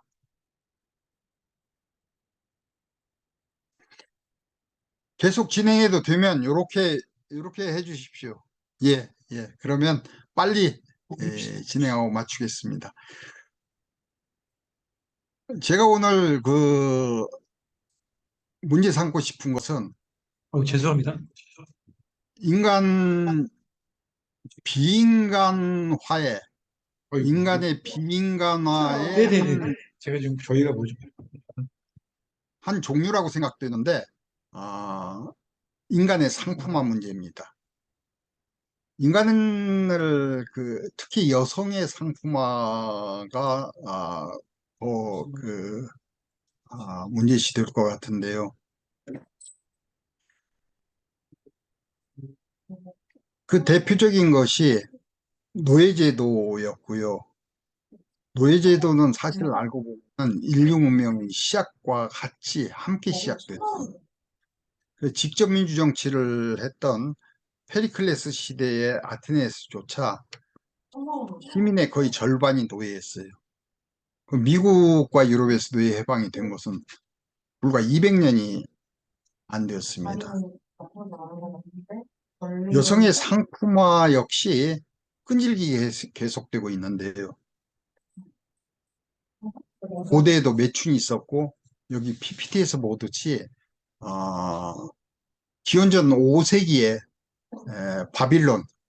바빌론의 결혼시장이라는 그림, 에드윈 롱이라는 영국의 화가가 그린 그림인데, 여기 보면은 이 사람들이 여기 앉아 있는 요 여성들이 노예나 그런 게 아니에요.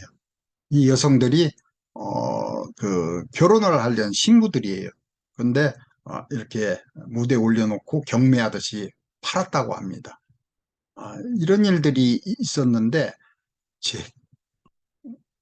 제가 말씀드리고자 하는 것은 이런 먼 옛 얘기가 아니라 오늘날 우리 사회에서도 여전히 일어나고 있는 인간의 상품화, 특히 여성의 상품화 문제입니다.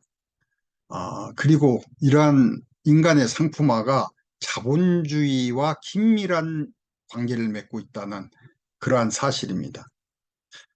여기 제가 자본주의의 역사라고 할까요? 쭉 도식화 시켜놨는데 초기 자본주의, 후기 자본주의, 그리고 소비 자본주의, 금융 자본주의, 디지털 자본주의 뭐 이렇게 되어 있습니다. 그런데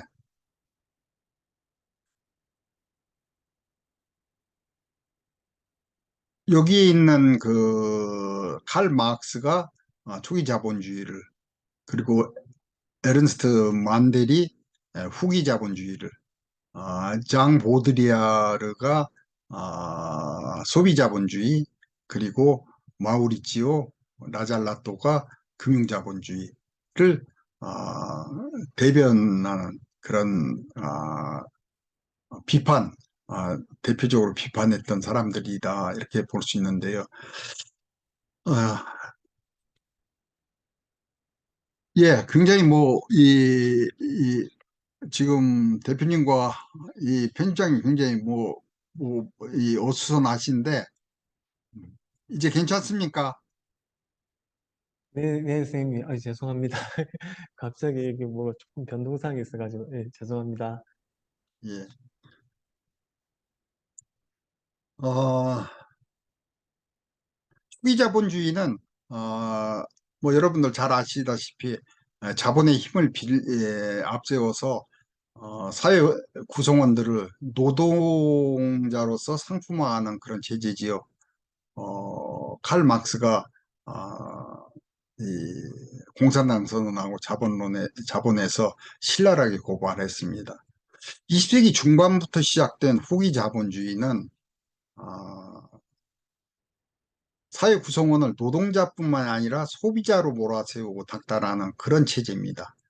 왜냐하면 초기 자본주의의 정착함으로써 생산품이 감당할 수 없을 정도로 늘어나자 과잉 생산된 그런 생산품들을 소비가 해소시켜주지 않으면 생산체제가 붕괴하고, 그게 붕괴하면 자본주의 자체가 무너지기 때문에 결국 하는 일이 낮에는 죽으라고 일해서 생산품을 만들고 저녁에 나가서 죽으라고 소비하고, 아니면은 주중엔 죽으라고 일하고 생산하고, 그리고 주말에는 또 죽으라고 소비하는, 어, 이걸 강요하는 어떤 정부나 기업의 체제나 제도 이런 것들을 통해서 음,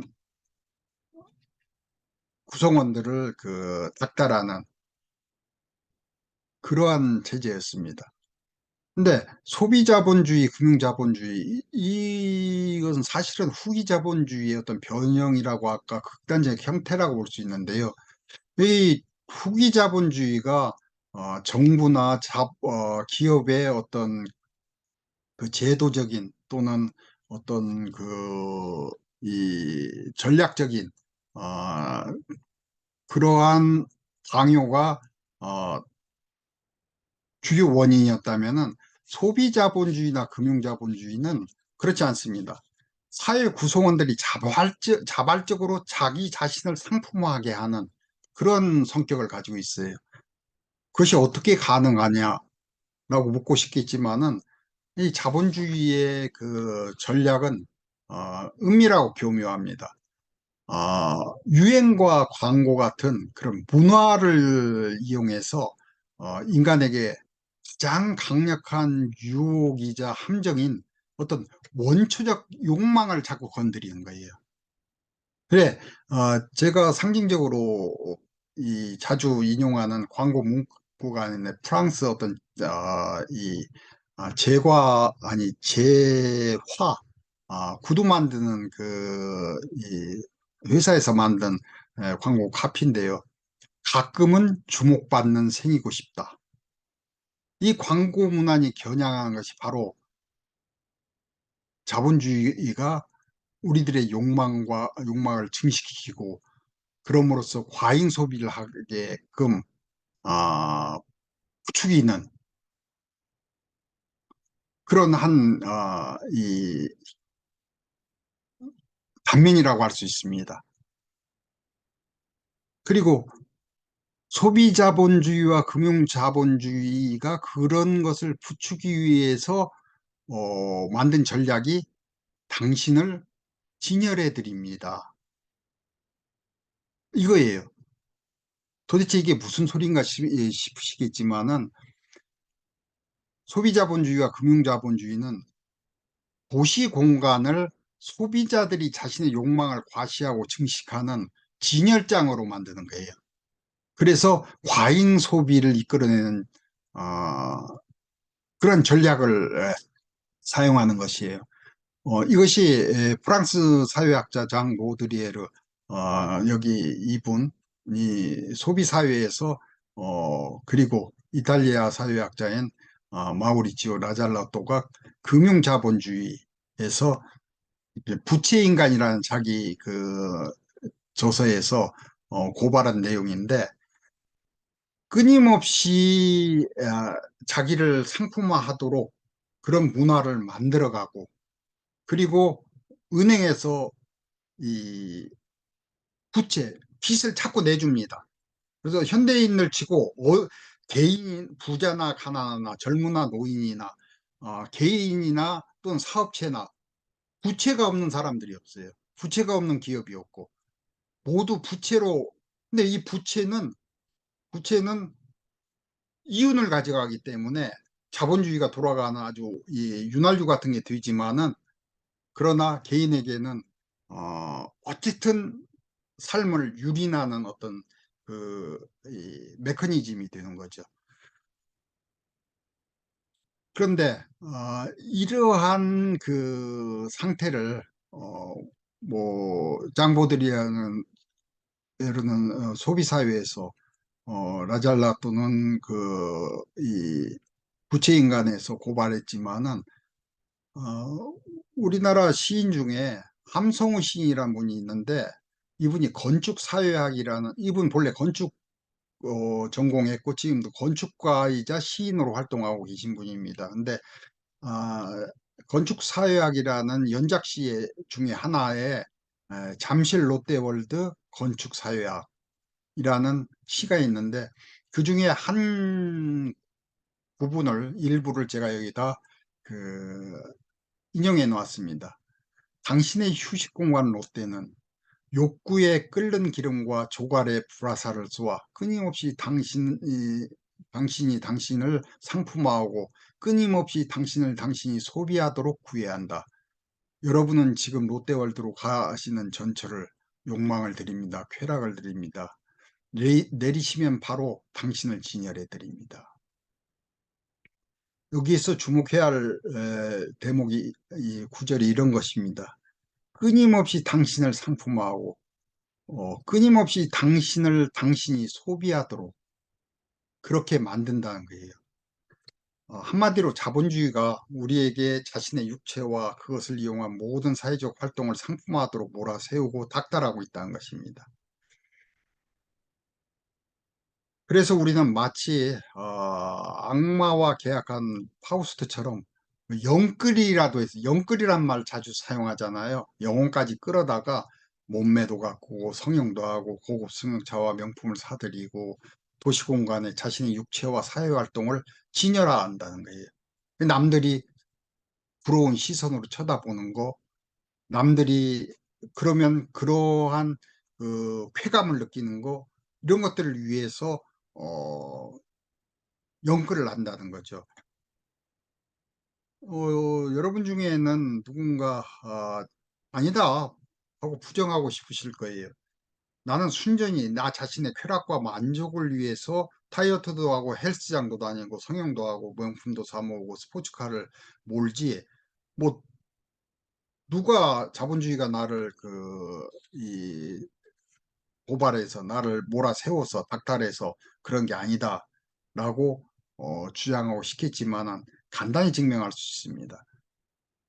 만약 그 사람이 아무도 살지 않는 무인도 밀림에서 혼자서 산다고 가정해 보면, 그래도 그 사람이 부채를 지면서까지 몸매를 가꾸고 성형을 하고 아르마니 슈트나 샤넬 원핏을 걸치고 마놀로 브라니 구두를 신고 스포츠카를 몰고 외출을 할까요?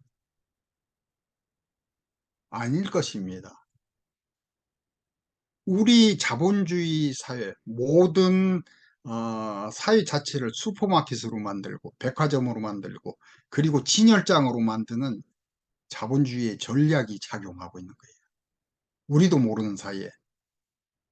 이 말은 도시공간에서 자신을 진열하고 싶은 사람들의 욕망은 자본주의가 만들어낸 허위의식에 불과하다는 걸 뜻합니다.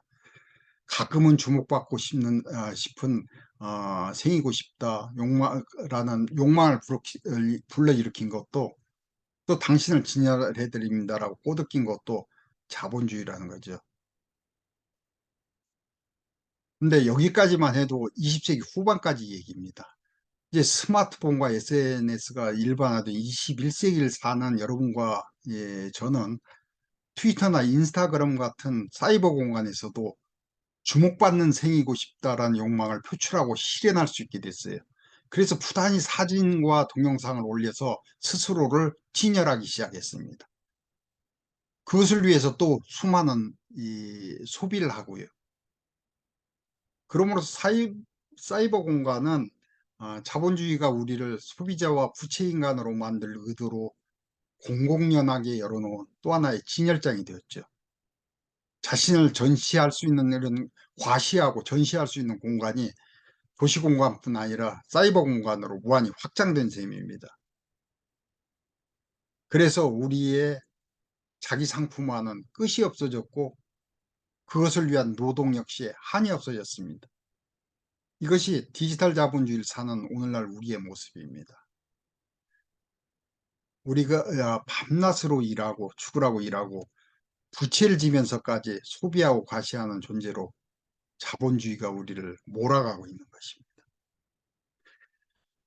여기서 우리가 정신 바싹 차리고 눈여겨보아야 할 것은 인간의 사고와 언어가 사회적 문화적 산물이란 점입니다.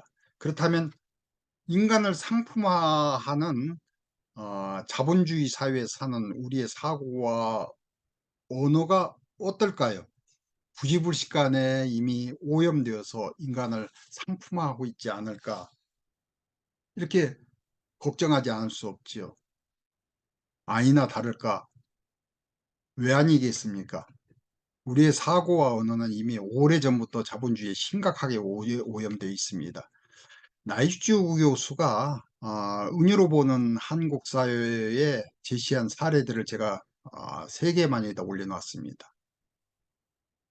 요즘 룸사롱에 가면 오히려 자연산을 찾는다고 하더라. 내가 연계를 좋아하니까 가까이 와 사진을 찍자. 취향점이 뭡니까? 변사또가 춘향이 따먹는 것이 아닙니까? 이거 다 우리나라 정치가들이 누구라고 밝히지는 않겠습니다. 그래서 언론에 보도된 거예요. 여기에 들어있는 의적 사고는 여성의 몸이 욕구를 만족시킨다. 그래서 여성의 몸은 음식물이다. 이런 의적 사고가 들어있는 거예요. 그래서 먹는다, 따먹는다, 영계, 자연산 이런 얘기를 하는 것입니다. 아무 생각 없이 할지 몰라도 생각 있이 살아야 합니다. 이런 얘기를 하면서 자본주의의 은밀한 책략을 눈치채지 못한다면은 그건 잘못된 거예요.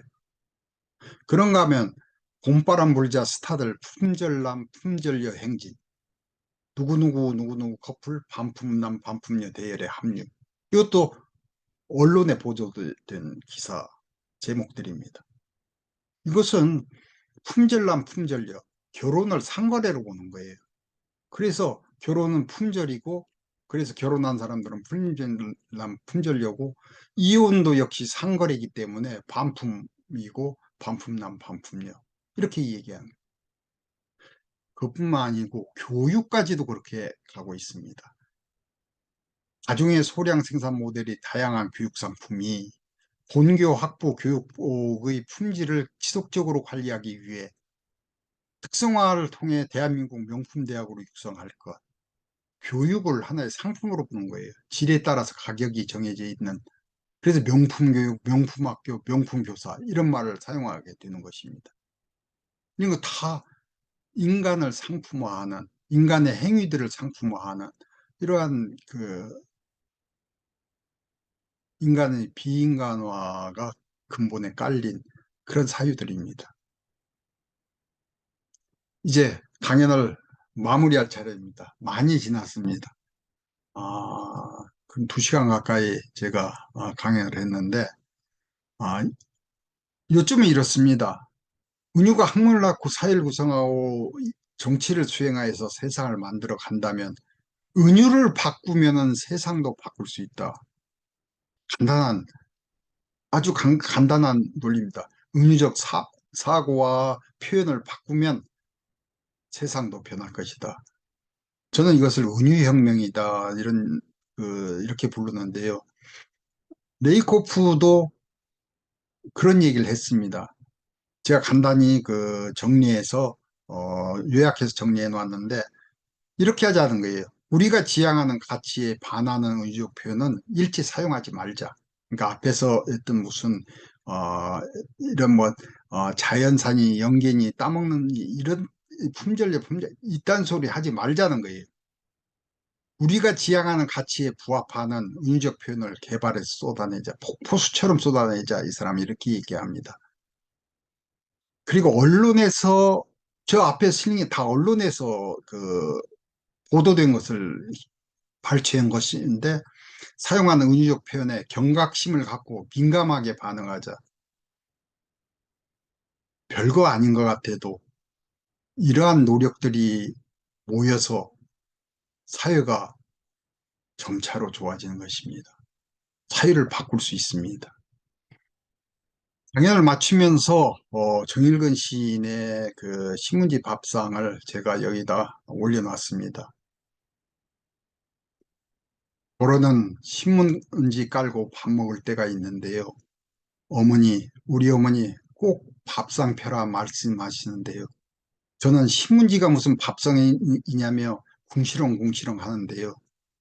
신문지를 신문지로 깔면 신문지 깔고 밥 먹고, 신문지를 밥상으로 펴면 밥상 차려 밥 먹는다고요. 따뜻한 말은 사람을 따뜻하게 하고, 따뜻한 마음은 세상까지 따뜻하게 한다고요. 어머니 또 한 말씀 가르쳐 주시는데요. 해방 후 소학교 2학년이 최종 학력이신 우리 어머니의 말씀처럼 저는 여러분들이 오늘 제가 2시간 가까이 한 말은 모두 있더라도 정시인의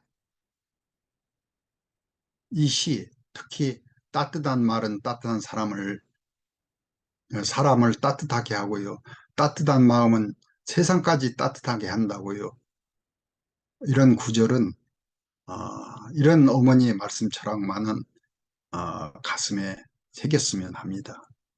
여러분은요, 이제 인류가 이룬 모든 위대한 학문적 성취, 발명과 발견, 삶을 풍요롭고 아름답게 만든 모든 예술적 표현, 때로는 수백 년, 수천 년에 이르는 지속성을 갖는 모든 사회적 변화, 각 부분의 혁신가들이 절망과 고독을 이기고 도달한 모든 통찰, 세상을 인간이 인간답게 살 수 있는 세계로 한 걸음 나아가게 만든 모든 창의적인 상상력, 혁신적인 해결책, 혁명적인 발명품, 자유와 평등, 개혁과 변화로 나간 돌팔구가 모두 은유적 사고로부터 나왔다는 것을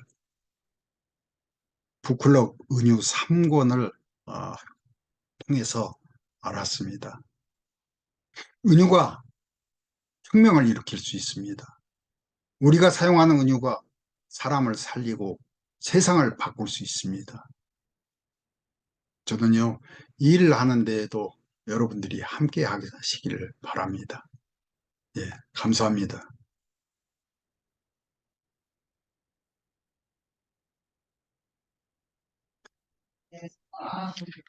선생님, 애쓰셨고요.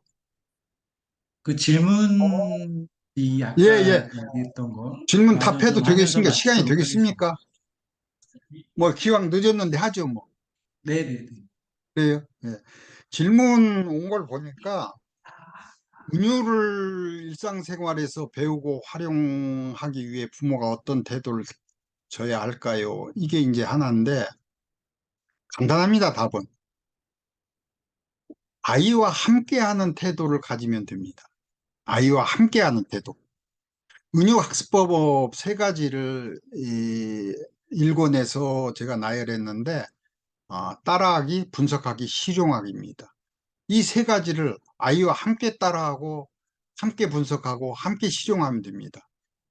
동시를 예로 들어서 설명하자면, 우선 동시를 함께 외우는 거예요.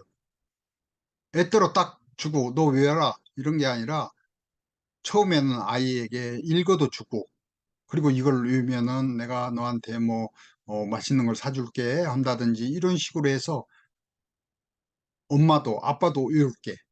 우리 함께 외자. 이렇게 하는 거예요. 그 다음은 아이와 함께 분석하고 창작도 함께 해보는 것입니다. 지난번 얼핏 들으면, 어떻게 내가 아이와 함께 내가 이 시를, 노랫말을 분석도 하고 또 창작해 보겠다는 거야? 이런 생각이 드실 수 있는데, 지난번 2권 강연 때 우리 그 김유림 쌤이 여름비라는 그 동시 동요를 아이와 함께 만드는 과정을 쭉 보여줬어요. 그때 중요한 것이 질문으로 도와주라 였습니다. 아이에게 매 순간순간마다 적당한 질문을 던져서 무엇에 대해서 쓰고 싶어? 무슨 생각을 해? 뭐 이런 식으로 계속 마땅한 적당한 질문을 던져서 아이가 스스로 분석도 하고 창작도 하게 한다는 내용이었습니다. 실제로 저에게 어떤 여성분이 메일을 보내오셨는데요. 이 여성분은 이 은유 3부작 책을 읽고 어, 하이쿠라고 여러분들 아시나 모르겠는데 일본의 선시입니다. 하이쿠를 아이와 함께 외우고 있다. 이런 내용을 보내왔어요. 하이쿠는 17자로 된 아주 그 짧은 형식의 일본의 그 아주 간결하고 짧은 형식의 서정시 같은 건데 주로 선시입니다. 그러니까 뭐 예를 들면 음, 꽃잎이 진다. 멀리서 들려오는 산사의 종소리. 뭐 이런 거예요.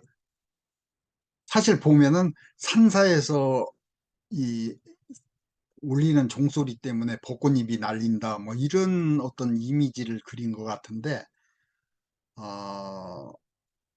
이런 내용을 보내오셨어요. 그래서 음, 제가 그 답장을 뭐라고 썼냐면은, 아이가 몇 살입니까? 아, 이 초등학교 6학년이래요. 글쎄요, 아이가 잘 따라올지 모르겠습니다. 근데 만일 그만두더라도 실망하지 마십시오. 왜냐하면 아이가 잘하면 언젠가는 하이쿠를 같이 이렇게 외우고 낭송해 준 엄마한테 굉장히 감사하고 엄마를 사랑하게 될 것입니다. 그런 답장을 보냈는데, 어, 중요한 것은 뭘 하더라도 아이와 함께 한다는 태도가 중요하다. 그거고요. 두 번째 분은 세 가지 질문을 보내오셨는데, 직유랑 은유의 차이점을 알려주세요. 직유법은 뭐뭐인 것 같다이고 은유법은 뭐뭐이다라는 차이밖에 모르겠어요. 그거 아시면 됐습니다. 사실은 이건 수사법에서 구분하는 방법이에요. 근데 은유 3부작에서 우리가 다루는 은유라는 개념은 레이코프가 얘기한 개념적 은유를 얘기하는 거예요. 무슨 얘기냐? 어떤 하나의 정신 영역을 다른 정신 영역에 의해 개념화하는 방식. 이게 레이코프의 개념적 은유의 이 정의입니다. 그러니까 내 마음은 호수요를 보면 내 마음이라는 심리적인 영역의 개념인데, 호수라는 물리적 영역으로 개념화하는 거예요. 때문에 우리가 은유 3부작에서 말하는 은유는 수사법으로서의 은유가 아니고, 오히려 수사법에서는 은유, 직유, 환유, 상징 등 거의 모두를 포함해서 사실상 모든 A는 B라고 표현하는 모든 사고방식을 가리키기 때문에 은유와 직유의 차이점, 이런 문제는 수사법으로서의 은유만이 생길 수 있는 것입니다. 2번은 직유도 은유처럼 창의를 이끌 수 있나요? 같은 대답입니다.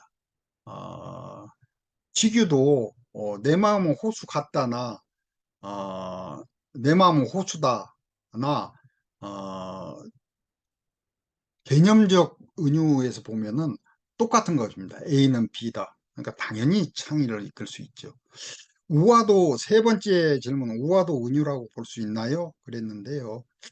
음, 우화라는 것은 은유 플러스 스토리텔링입니다.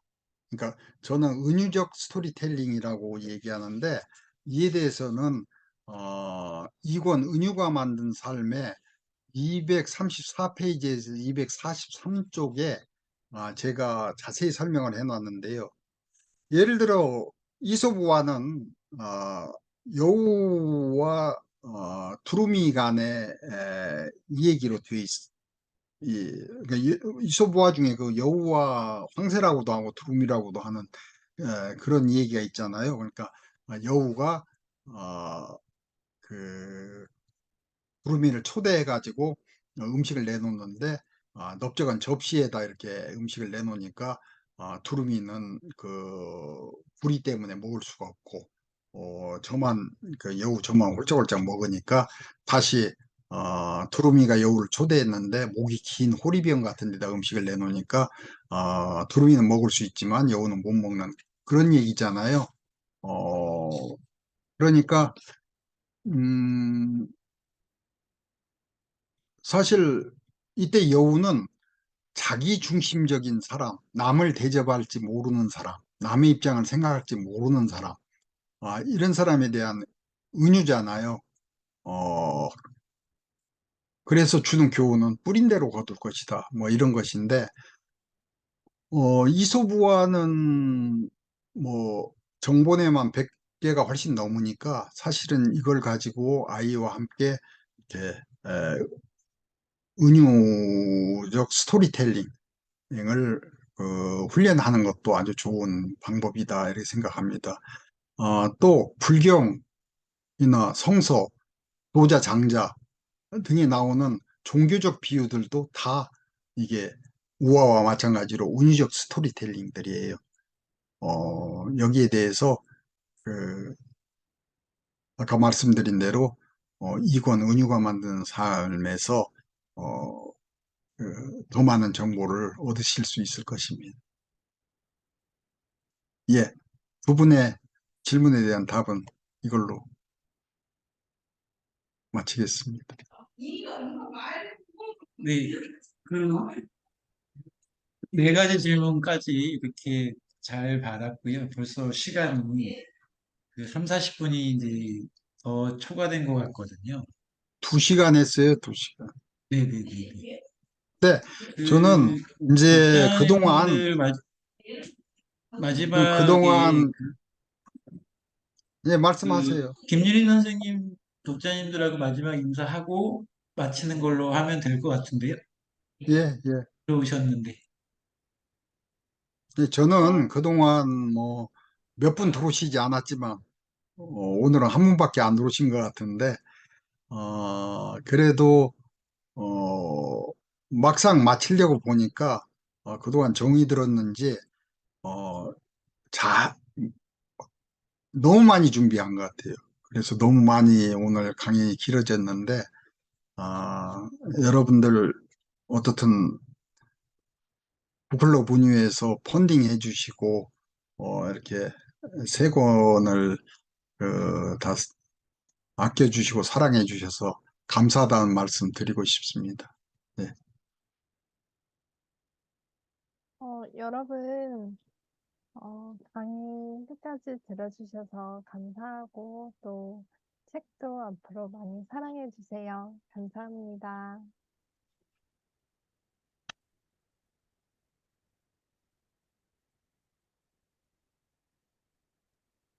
자, 그럼 김용기 선생님, 김유린 선생님, 그리고 스파밀라님, 그다음에 김창환 편집장님, 어, 오랫동안 고생 많으셨습니다. 저희 또 다음에 좋은 시간 또 뵙도록 하겠습니다. 오늘 여기서 마치도록 하겠습니다. 예, 고맙습니다. 고맙습니다.